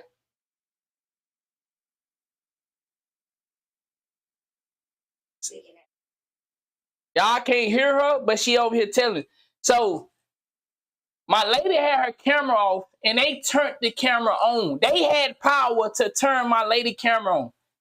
So the same way the microphones, motherfucker be at work, bro, there is no such thing as mute. Hey, don't Did we talk about this where the people can hear on the other end of the phone calls? Like when you think you pressing mute, they still can hear your conversation. Like, bro, there's nothing. You can't hide nothing. You'll be on the phone, like when you out here handling business and you probably talking to your wife or your husband in the background and you mute the peoples on the other end. They still hear you. You ain't mute nothing. You think you muted something? They hear it, bro. There is nothing in this world that is a secret. All your secrets you have, you don't have them. Why do you think it's so easy to blackmail some of these motherfucking artists and shit? Man, they be thinking they be doing shit in the privacy of their home or whatever. They around here sleeping with these men. Women's around here sleeping with these women. They around here sleeping with these kids. And then guess what? Next thing you know, you see a rapper doing some shit he don't want to do. You see a movie star doing some shit he don't want to do. Because they got the fucking film. They got the footage. It's just like when, what that boxer name? He was riding out wearing them thongs. And then WAC 100, they had the tape. They extorted him for how much money? Because he was a man who is a professional athlete boxer that we see as a man and knocking niggas out. And he riding there and thong. Man, yeah, come on, bruh. This shit ain't no joke.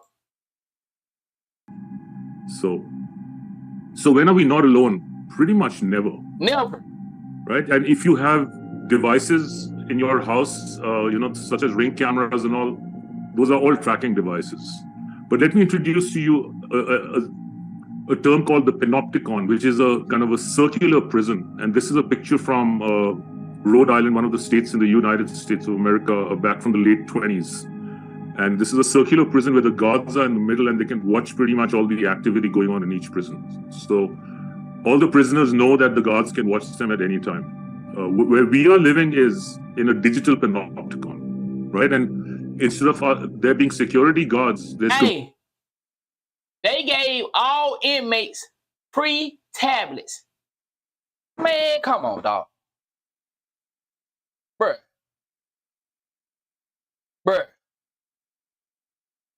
Bruh. Free tablets. Inmates. Bruh. You go to jail now and get a free tablet. For real.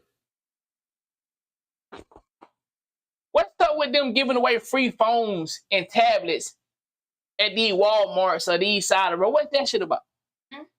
You be seeing when we be driving and on the side of the road, it'll be a dude and he'll be like, free tablets and phones. In the hood. I believe y'all done seen it. There's a nigga on the side of the road giving away free phones and tablets. What? Motherfucker giving away tablets? Man, come on, dog. Come on, bro. We have to be smarter than that, right? Computer vision, cameras with computer vision and artificial intelligence. So everyone is being monitored everywhere all the time. And so this has been put in place already. And a few years ago, I was, at a venture capital summit in New York City, and this term was introduced called the Internet of Eyes. And I found it kind of not creepy, but I was kind of curious as to why this term was there. But literally, now everything is falling in place.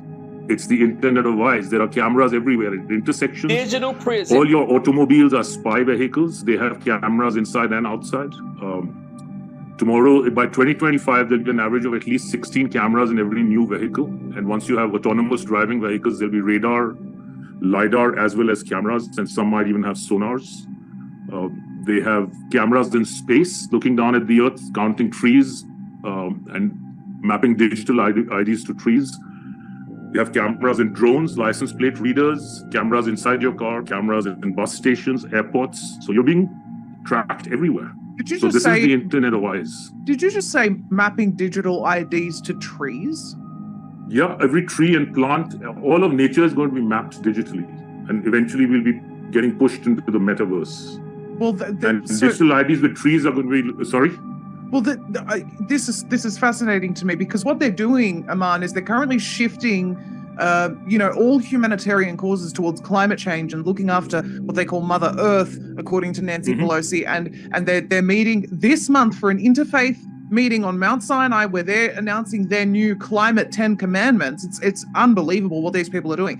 And so that's right. That would mean if they are digitally mapping every tree, every plant, then that would also be able to impact your score should you interact with one of these trees or plants or harm them or, emit too much carbon affecting this plant, or so they say. This would also impact your social credit score. There really is no escaping. Just so we all on the same page, social credit score is not a made-up thing.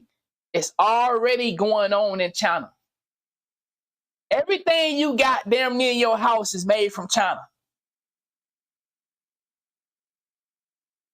China, the United States is in debt to China. I don't know how many trillions. We just had China to come over in the United States and set up police stations, which is against the law. It's against the law. This social credit score will be in the United States. It's coming. And like dude already said, you already can see it. You already can see it's being set up. The social credit score is not a made up thing, y'all. It's not a made up thing. It's not something that motherfucker just saying to make it sound spooky. It's real.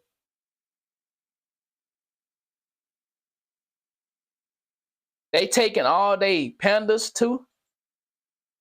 What you mean pandas? Are you trolling from this surveillance? Yeah, we'll talk about that, about the escaping part towards the end. But sure. In general, you're right. And they're doing a lot with trees and nature. That's a new presentation unto itself. Right. I'd love to have you back to talk more about that at some stage, but please do go on. Okay, so as I was saying, if you have technology at home, you have eyes and ears at home. And so each of us is helping Big Brother if we have technologies from companies like these. If you use Google products, Samsung products, Facebook, Microsoft, or Zoom call, for instance, Apple watches, they're one of the worst things to have. The Ring cameras, they track every device on your network, its location, its movements all the time. And of course, if you have a Ring camera, as the camera's generations improve, they are also identifying when you're coming home, when you're leaving, who's coming to visit you. So all the tracking is going on and the scoring is going on even when you're at home. Thanks, Rob. So I'll just make a switch to, these LED lights. I started to notice in San Francisco 2.5 years ago that a lot of the, the low pressure sodium, the yellow halogen type of lights, they started getting replaced by these very bright array LED lights. And yes. Man! Have you seen that in Australia? Yo! I don't know how many people been rocking with me long enough. I talked about the stop the traffic lights.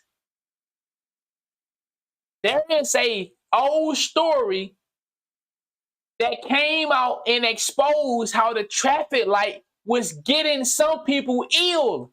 Go look it up if you don't believe me. This fucking the red, yellow, and green traffic lights, they were causing people to get sick. Those same traffic lights now are being changed out and implemented with other shit. They're putting on, man, like everything that we goddamn see going on in this world, bro, they are fucking manipulating it to where it's not what we think it is. It's something way more than that, and it's advanced and high tech. But I remember talking about them goddamn traffic light, and that was a while ago. That was a long time ago. Yeah, you must have seen it everywhere. Everywhere. Yeah. And they're putting it up like literally in the denser population every 30, 35 yards apart. It's really horrible. I live in Montana, which is in northwest Montana, relatively, lower population. But in the closer towns and cities, they have a lot of these, and it's really putrid.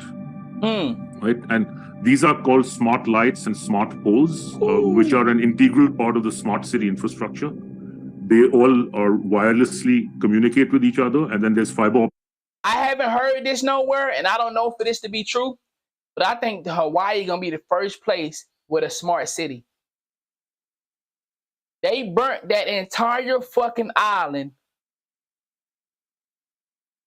and already had building plans for the island before it was burnt alive. If you don't believe me, go do your own research.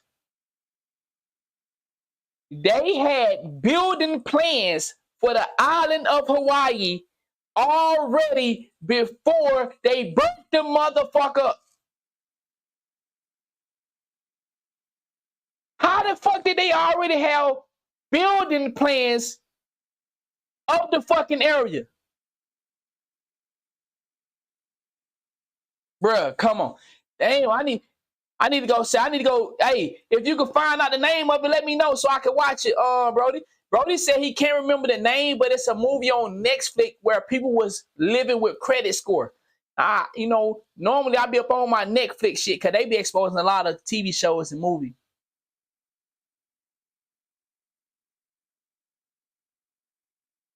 Yeah, so if you find the name of it, let me know. I want to watch that. But yeah, they already had the building plans for the fucking island, bro. So they had developers on the fucking island.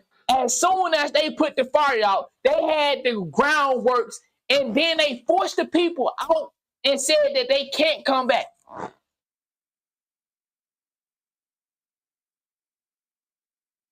He said Black Mirror, first episode, season 3. Okay, bet. I'm going to check that out. Black Mirror, first episode, season 3. Cables under the ground, okay, which are then connected to 5G towers and to other communication facilities nearby. So and what they purpose also do will they serve? They are basically it's an open air concentration camp for surveillance, open as well as I'll show you it'll be weaponized. Smart city. These can be weaponized, these LED lights, and then they will also host all sorts of sensors in the name of climate change and global warming. Right. So here's an example of a smart pole. They'll have noise sensors, and it's for noise pollution, but actually it's really for listening people's conversations. Of course. They'll have people counters, they have surveillance cameras, they will have public address systems, like in Auschwitz concentration camps, where the soldiers are giving orders to the to all the people who are the prisoners. Okay, bet. They're gonna some of these lamps, I've seen specifications on top of the lights. They are drone charging stations. So in the future, drones will be used both individually as well as in swarms as the aerial police. And I've done there's a lot of information available on DARPA and other websites on these drone swarms and how they're going to be used against enemies of the state. And also, I mean, if you notice in America, there's been a lot of talk about defunding the police in in the last 2.5, 3 years with it's all these false flags that they keep coming up with, and then they change the narrative on certain agendas. Yes. But one should know that I think the takeaway is these smart poles and smart lights are an integral part of this smart city grid that they are building everywhere. They communicate with each other. They are wirelessly connected. We talked about the smart grid some of them a couple days ago. Connected through cables underground.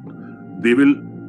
Maybe last week we talked about the smart grid. Autonomous driving vehicles in the future. And they're putting smart cables under the roads and all. And so there's a lot of technology going inside the ground and on top through these lights in order to achieve a lot of the surveillance grid integrated with 5G. I can't even begin to imagine how harmful all of the signals that these things are emitting are. I mean, we already know how harmful 5G is. Imagine when we have all of these constantly emitting and communicating with each other. It's horrible. And then motherfuckers trying to act like 5G don't cause no type of effects on the human. What? Man. Blue LED lights, at the frequency or wavelength they are at, they're extremely harmful to the eyes. And in addition, I've noticed that they don't even have diffusers on top of them. So you can't look up at these lights. They're designed to make humans look down. Wow. So by default, they're designed to really hurt your eyes. And then I'll show you another slide on how they can be used directly as no lights, and then in the name of global warming and climate change and energy conversation, now you're 300 lights. Yes. So, just think about that. Wow. Yeah, well, it's much like how Wow. 400 private jets arrived to a climate change conference to talk about CO2 emissions, Aman. The hypocrisy is just astounding, but they don't care anymore. They don't care how they appear. They're just And we never brazen thought about about it it. like It's that. in your face. I keep interjecting because this subject is something I'm so passionate about. People don't understand when I've said the words digital prison, I think it's very hard for people to actually imagine how that will be achieved. So I started, this picture on the right side I got from somebody in Canada on Facebook, and I haven't seen these anywhere in Montana yet, these multicolored lights, and I started to dig deeper. And I noticed that there's something called a puke ray. It's an LED incapacitator, where you have this, think of it, this is an LED gun, which is able to emit different frequencies of light at a very high rate of change. So when you do this at a very high frequency with different lighting, and if there's a human being that's in the vicinity and looking at these lights or near these lights, you can get intracranial damage, you can hurt your spine, you can get sick. I bet you it can even kill you. So these can be used as... Like I said, there was a story that broke years ago where the LED lights was causing people illness. This is old shit. And this is a new video right here. This is new information. But there was a story that broke years ago about how the traffic lights were causing people to become ill. And a lot of these LED smart lights, they already have little, if you'll see white squares at the intersections, for instance, white patches, those are radar. And the LED lights combined with radar, they can, and with a smart system on a chip inside, they are able to identify human beings with a few hundred meters away. And so these lights can be turned on as against people who might be carrying, for instance. So one needs to kind of start asking these questions and talking to, each other within communities as well as to the people who you think represent you as to what the hell is going on and why these lights are being put up, and call them out on it. No, that's a good question, Big Dog. Big Dog said, what's the movie Don't Look Up about the lights? I don't know. That's a good question. It's a good question. But man, hey, like I said, dog, some of this shit we need to be aware of, because you never know how you becoming. You don't know how you becoming sick. You probably think, oh man, it's something I ate. You don't fucking know that. It could be anything around you, dog, that you don't know that's being attacking you. It's just like we don't even know the food that be attacking us. Because we assume that it's legit food we eat, but then we don't fucking really know. All right, let's move on to our next one. Can you break down the importance of melanin and carbon, please? Absolutely. In regards to black people. Absolutely. Melanin, carbon. Very critical that this is why you have to really be thankful and be appreciative if you are a black man or woman or any melanated being on the planet, because it means biochemically you have a deeper connection to the universe, to nature, to the supreme being itself. Yeah. We literally are the people of the stars, you could say, when it comes to how we are constructed. So that's why we have to continue to take, minerals and eat things that are from the earth, because we are a part of it physically. Carbon-12 in particularly. When people break it down, you look at 6 protons, 6 neutrons, 6 electrons. That's where the original 666, right? Not the mark of the beast, 666, but when we're talking about biochemistry, we're looking at not just the pigmentation, but our ability to connect to nature, the grounding, the sun, how we absorb nutrients at a higher rate, how our bones and tendons and ligaments, all of this in our tissue is constructed. It is deeper. It is more connected, I would say, more than the Caucasian, for example. We can go outside in the sun and be cool. We can still get sunburned too, though. Don't get it twisted. Some black folk like, I can't get burned. Yes, you can. Don't get it twisted. But we can last far longer because of our melanin. So it is a deep gift, and it is something that the universe itself has. Melanin is found in everything from water to hair to, of course, in your blood, your skin, and all that. It's found in plant life. It's found in all these different things. So it's something that connects the life that reflects within itself. Very simple. That's why we have to eat. Hey, that's $1 million question, but they know because they have all the books in New Vatican. They in New Vatican know all the information because. Well, did I pinch you? New Vatican got all the information. So all the information, like how these people was reading the stars in the sky, being able to judge the land and finding out these food that it can heal them.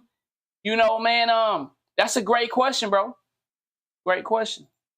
I'm pretty sure somebody got the answer to it, you know. I So we don't. have to eat fruits and all of that. So that's just a basic level. Like without even having to go into full depth of all of it, it's something to be appreciated. And I think people should study our brother, Dr. Layla Africa, you know, who has broken that down. May Allah be pleased with our brother, one of our ancestors now, who did beautiful, extensive work on that, including our brother, Dr. Kaba Kamene as well, who has done extensive work on that. But it's a serious thing to be thankful for, because those who do not have it are trying to buy it. I don't know if people know this, but melanin is something that's being sold in creams on the black market. These different applications. People are getting melanin injections right now to help to sustain their livelihood. People are doing this to this very day. So again, you know, that leans into other things as well, dealing with the organ trafficking and all that. There are a lot of people who know the benefit and the value of melanin. Good afternoon. And they are doing all that they can to get as much as they can to sustain their livelihood. Melanin is Meanwhile, higher than gold. we have it in abundance. All right, I want to touch Last on time another I thing I heard you say, paraphrasing, right? Heard you once say, dog is not man's best friend, God is man's best friend, right?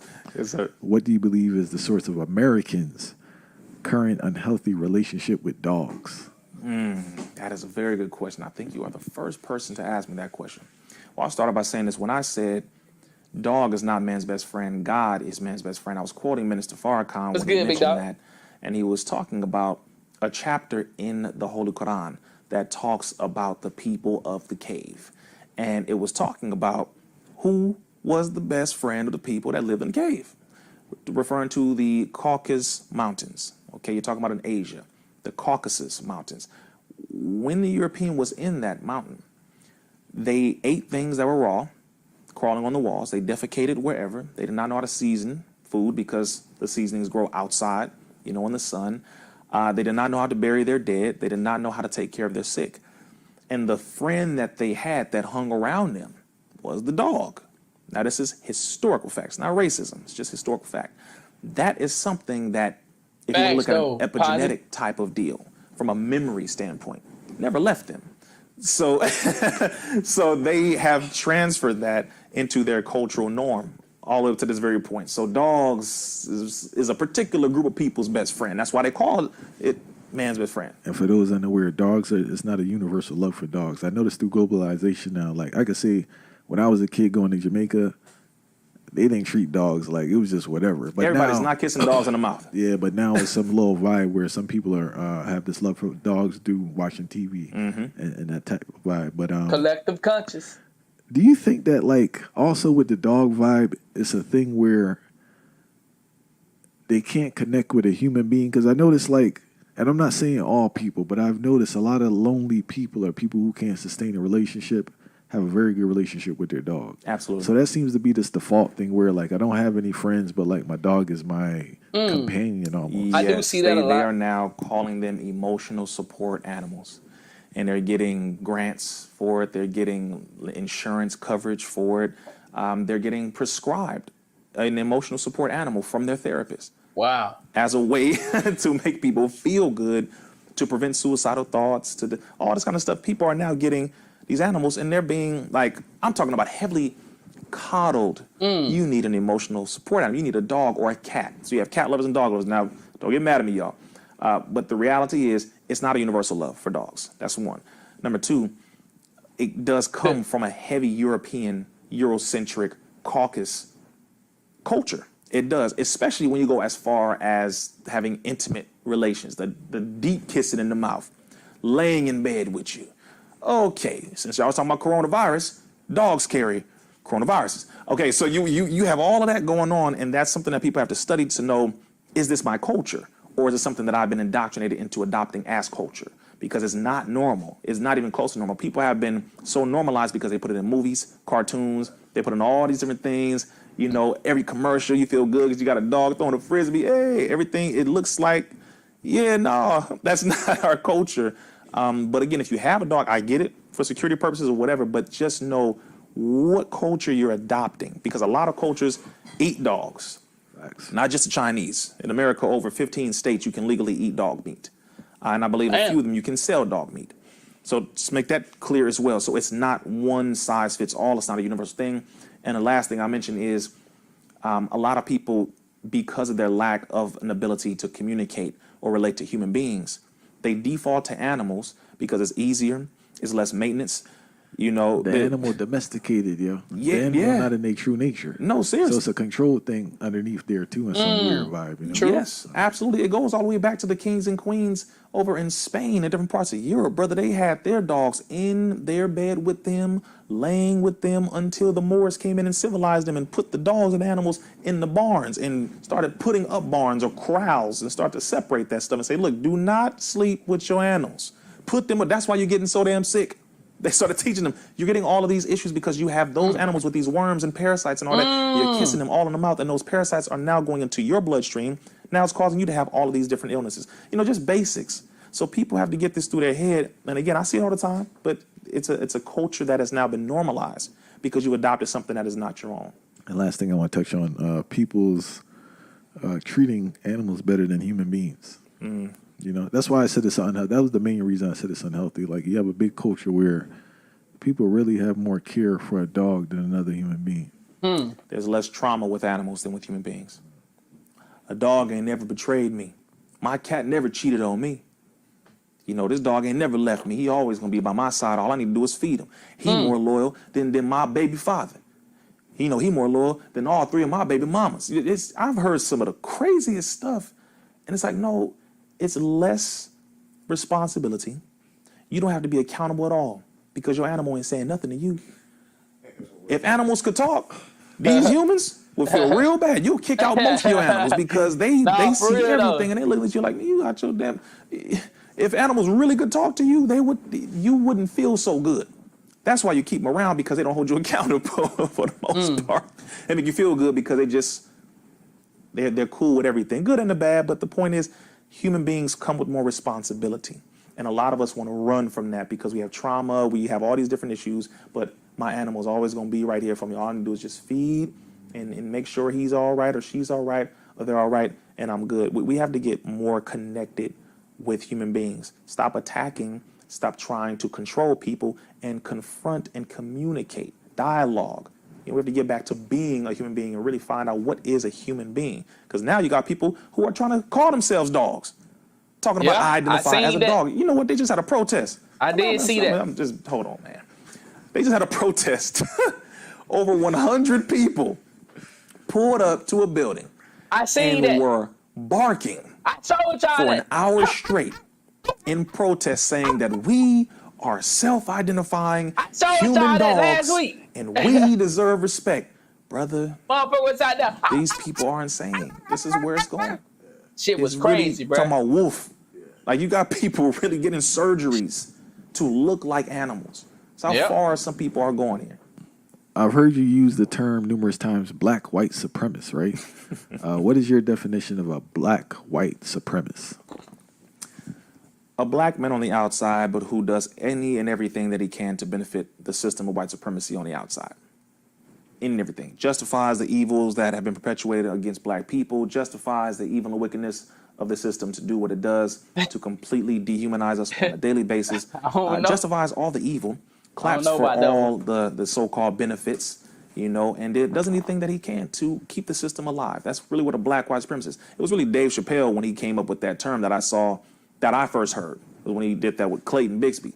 It was by far one of the most genius things you could ever put on national television, as a black man who was blind, who thinks he's white, thinks he's in the Klan, a Klan leader, and is talking the craziest stuff about black folks and don't That even skit realize was he's black. amazing. There And are a lot of very people a like that genius today. skit. That sounds like a lot of people, bro. Yeah, it's a lot of people. That was Y'all a know who genius they are. skit for real. Yeah, really. And I mean, they sound nice, right? They justify it. You know, their audiences for the most part are not as educated as they think they are. Because if they really were, then they would realize, oh wow, you're just using the same old white supremacist talking points to justify the evil and wickedness that the system perpetuates. It's real simple. I just noticed as a culture, those are the people we praise the most. It's sad. It's sad because we don't want to take responsibility for our people. We don't. It's like a pile of trash. We don't want to clean it up. We want somebody else to do it. Matter of fact, we're just going to blame the trash for being there. Why the hell is there even trash here? This is the situation we're dealing with. We have to clean up our own situation. We have to clean up our environment. The majority of our people are good people. It's just we have issues going on that we need to confront. But me sitting here trying to align with the system and say, yeah, those people, every one of them are going to get their N-word wake-up call. Every one of them. You can bend over all the way you want to for this system. It will never bend over for you. You can run around here, all these statistics that you skewed and made up and manipulated from a white poll system, from another one of them things. You keep running around and just keep doing all that barking. Cool. Get them little dollars you get from the system, little crumbs, but you will never be able to come back to your people. That's the sad part. Many of them don't realize this. Once this system is done with you, and they always will be done with you once they're done using you, we done seen it too many try times. to come back to your people, but you won't be able to. There are some black folks on the outside who have disqualified themselves. We cannot trust them, and they don't realize that. They will, you know, sad to say, but I just feel bad for a lot of them because some people feel that they're very convincing, but the people who feel that they're convincing don't know about the history. All right, and there's a flip side to it, so we balance out the argument. The idea that every black person who's successful is a sellout. Oh, yeah, no. Right, we have to clear. Hey, that's a very destructive idea, by the way, too, because it's kind of, I think it actually deters people from doing stuff. Yes. Yep. Yes, absolutely. True. If you say that every black person that is successful is a sellout, then what you're saying is in order for me to not be a sellout, I have to be poor, I have to be unsuccessful, I have to not be clean cut, I got to be a nigga. I'm a real nigga, but a real unsuccessful nigga. That doesn't make any sense. So Martin Luther King, unsuccessful. Some people would. He worked for the system. Okay. You can take the good work that he did. It amounts to more than what the majority of these people did. You got hit upside the head with rocks. You got shot at. Dogs sicked on you. See, just that alone, I don't even have to look at nothing else. Our people who were the most successful did so with the highest level of opposition. Today, you think you're successful because you get 1 million views on a YouTube video. It's a big difference in how we're thinking here.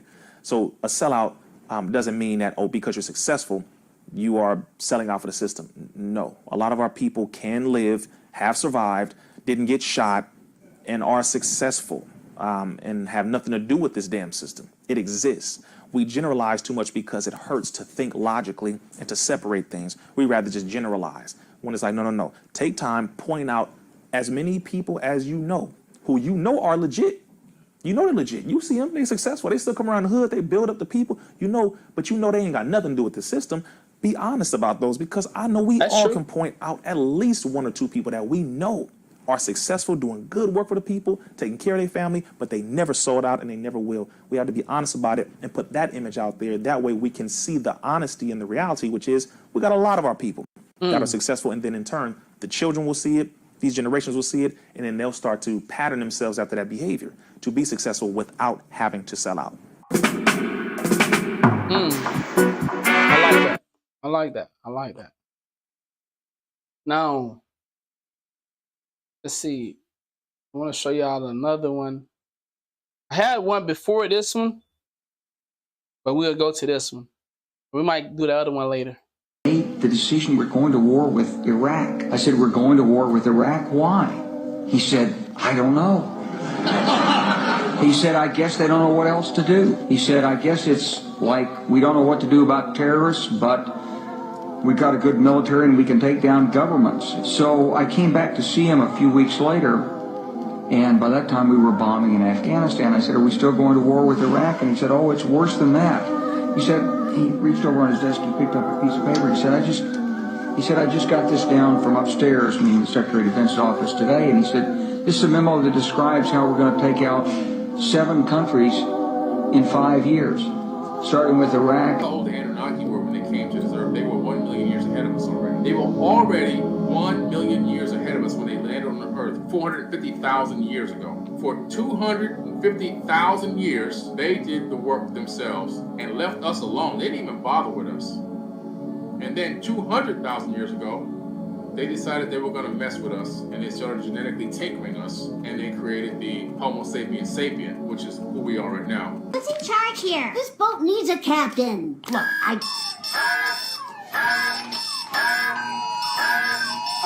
Alert! Turn on TV! We interrupt Beach Church for an emergency broadcast. A sudden environmental catastrophe has rocked Springfield. Every consumer cell phone will be part of a nationwide emergency alert test. Welcome back to the coolest channel on YouTube, man. Look, got a crazy cool video for y'all in store today. Just need one favor. Go ahead and smash that like button. Share this with your friends and families. Leave those notifications on. Our live last night was super lit. Yo, we had like, 3,600 people come in there. 6,300 people come in there. And yo, it was up. But look, man, make sure y'all got y'all notifications on so y'all can catch this next live. We're gonna be doing tomorrow at let's say 8:30 MST for my night hours. But look, man, just know if you're going through a tough time, we're going through this thing called life together. You never in it by yourself. Let's get it. Why is it that even though the Earth spins at 1,000 miles an hour at the equator, goes around the sun at 66,000 miles per hour, which travels through the universe at 500,000 miles per hour, which is expanding at over 1 million miles per hour, are we able to take a picture of the sky on the same day every year and never see changes in the stars, even for thousands of years? Why does Elon Musk say, you can tell it's real because it looks so fake? That's because it does look fake. Look how the Earth glitches out in the background, but the car doesn't. And see how the Earth supposedly looks from the International Space Station, which is 240 miles up. However, this was taken from only 170 miles. Do you see an issue here? It's just like the Red Bull space jump in the Mythbusters episode that used downward-facing fisheye lenses to create massive amounts of curvature, but the non-fisheye lenses from the capsule and the cockpit show flat horizons, which concur perfectly with weather balloon footage more than 20 miles up. Which, by the way, 20 miles high is roughly the size of the bulge that should be in the state of Kansas due to it being 413 miles wide. Here's what 20 miles up looks like. That would be a large bulge for something that is supposed to be flatter than a pancake. And by the way, Kansas is only the 9th flattest state in the US. How many pieces of flat land does it take to make a ball? Why, when we look at the stars in December, do we see the same stars that we see in June? We should be looking in two totally different directions. If ships sail over the curve of the Earth, why are we able to bring them back into view with high-powered lenses as if they merely sailed past the horizon of the eye's angular resolution? Why are we able to see things over long distances, which according to the formula for a ball with a circumference of 24,900 miles, should be thousands of feet below the curvature horizon? And now, with infrared technology, we are seeing things that should be miles below the horizon, if we truly lived on a ball. If Eratosthenes proved the Earth was a ball thousands of years ago with an experiment using shadows, why do experts say that his results should actually be the same on a flat Earth with a smaller local sun? If the sun barely looks bigger than the other stars from Saturn, why is it able to completely light it up so that we can see it from Earth? And if something merely the size of the other stars can do that, why is the backside of Saturn not lit up by the billions of stars on the other side? And why are there dark sides to any objects in the solar system? If moonlight reflects the warm light of the sun, why is moonlight measurably cold? Why is it warmer in the shadows at night when it's the exact opposite of what we experience in the sunlight during the day? They've got alien technologies from all over the planet. They're trying to reverse engineer stuff. And if you notice, they talk about technology in general, and it is said that in the last 15, 20 years, we have quadrupled the technology from the previous 5,000 years combined. How could we do so much so fast? We cheated. You didn't earn it, you stole it.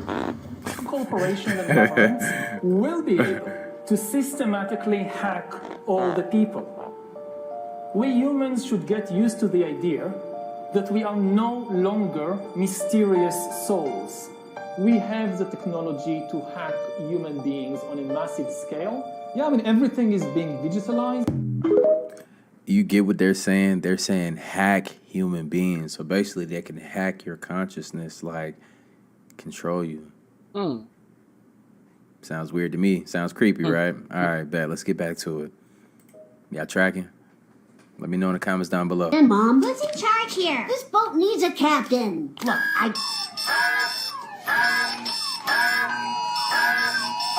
Alert. Turn on TV.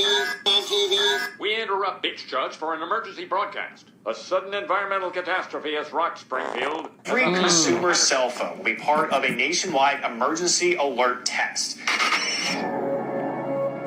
Now, this test is going to be sent not only to your cell phones, but it's going to be sent to your radios, your TVs, probably any of your smart devices. And even if you usually have your phone on silent, this one you ain't going to be able to turn off. The timing and the date is interesting because the term 10-4, along with its meaning, is part of terms used in law enforcement. Beginning at 2:18 Eastern Daylight Time, we will initiate the test message that goes to cellular phones. That will cause phones to ring, very similar to. Hey, look, I don't know why I instinctively just like looked at the calendar real quick. I had to peek real quick.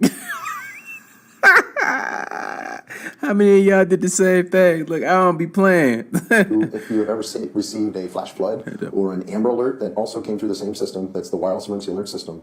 So the phones will, they buzz very loudly.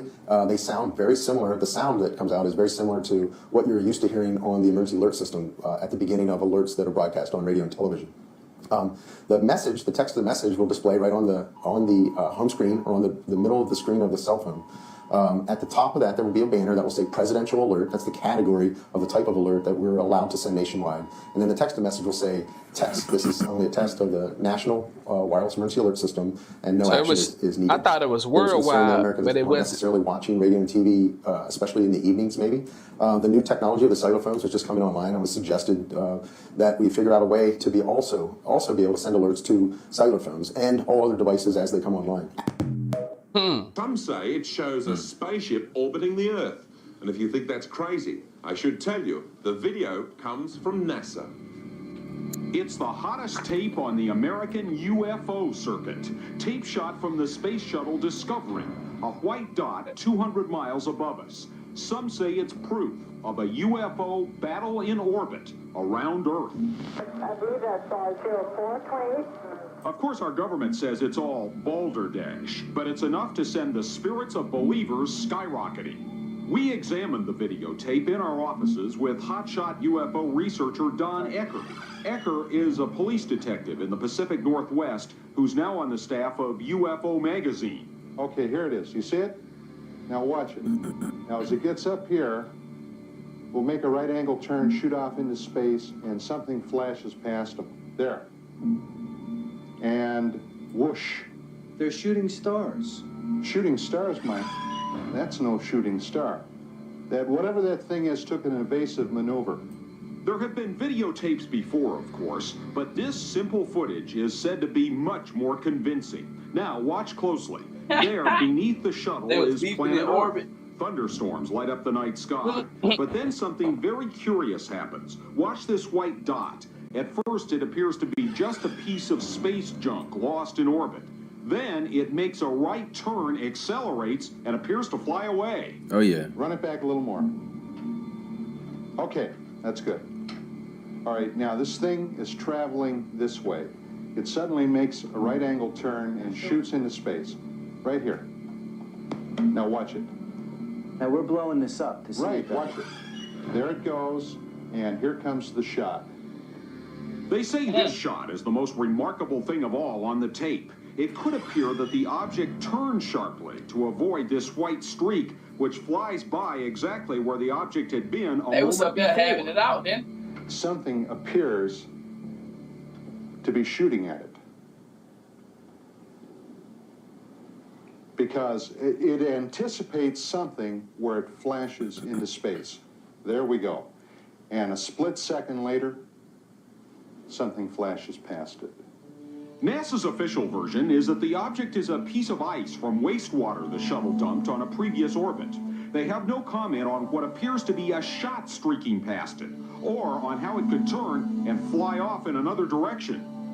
Why is that not a piece of ice? Well, did you ever see a piece of ice do this? Do what? Watch it. Right. That's what I'm That's what I be saying too. That man, I have a hard time dealing. I'm sorry, I have a hard time dealing with that. Of like, not saying to believe everything, but just common sense, bro. You can see it. That's obviously not a piece of ice. Obviously, a piece of ice wouldn't move like that. Not at all. Like, ain't no way. That's an intelligent movement. Trying to tell you, it makes a right angle turn, it increases speed dramatically and shoots into space. There it goes. The tape itself was shot by one of the astronauts aboard the Discovery and beamed down to Earth live. It was picked up by a small cable television facility in Maryland, where viewers recorded it, studied it, and where ufologists went wild. There's no way that the shuttle can make a right angle turn, shoot off into space. This apparently is displaying a propulsion system that is not manufactured in Detroit. Look again, this could be a UFO smoking gun or just pieces of ice and space garbage in orbit. The speculation is here that there are anomalous objects that are observed entering orbit and something or someone is firing something at them. A spaceship doing a right-hand turn. I'm telling you, some people they just tell you anything. They said a piece of ice though. Like, can we agree though? Like, can all of us, like, for humanity, can we just do this for us, man? Like, can we disagree on something that wasn't a piece of ice, y'all? Can we do that? Let me know in the comments down below. This is wild. It could be fake. It could be anything else. But look, we can just agree. It's not a piece of ice. I ain't gonna let that go. This is absolutely unbelievable.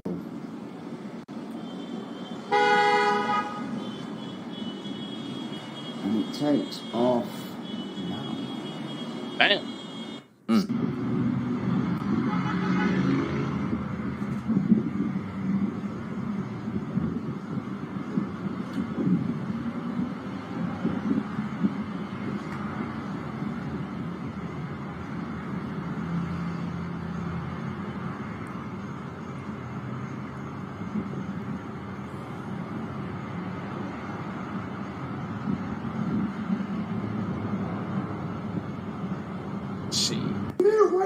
Right now, Paul.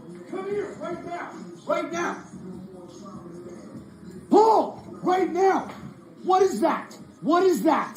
What is that? My boy, when he got him some goddamn evidence, he needed somebody else to witness that shit. Freaking out, wasn't he? You know all the scary things that have been happening at the Euphrates River? What's going on there? Okay, so the Euphrates River is actually located in the Middle East, and it's considered one of the longest rivers in the world. But it's actually drying up. Like, it's almost completely dry. But where the river's drying up, they're actually finding caves and different structures that have been under the river this entire time. But it's actually really scary that they're finding this. I don't get what's so scary about that. So what's crazy is the drying up of the Euphrates River is actually written in the Bible. And in the book of Revelations, chapter 9:14 through 9:15, it says, "Release the 4 angels bound to the great river Euphrates." And then it says the angels were released to kill 1/3 of all mankind. So what you're saying is when the river dries up, it's basically the end of the world. Yeah, and just to put that number in perspective, 1/3 of the world is 2.6 billion My boy needed somebody to see that shit with him, dog. dog. That they're finding all these caves under the Euphrates River. That's a lot of people.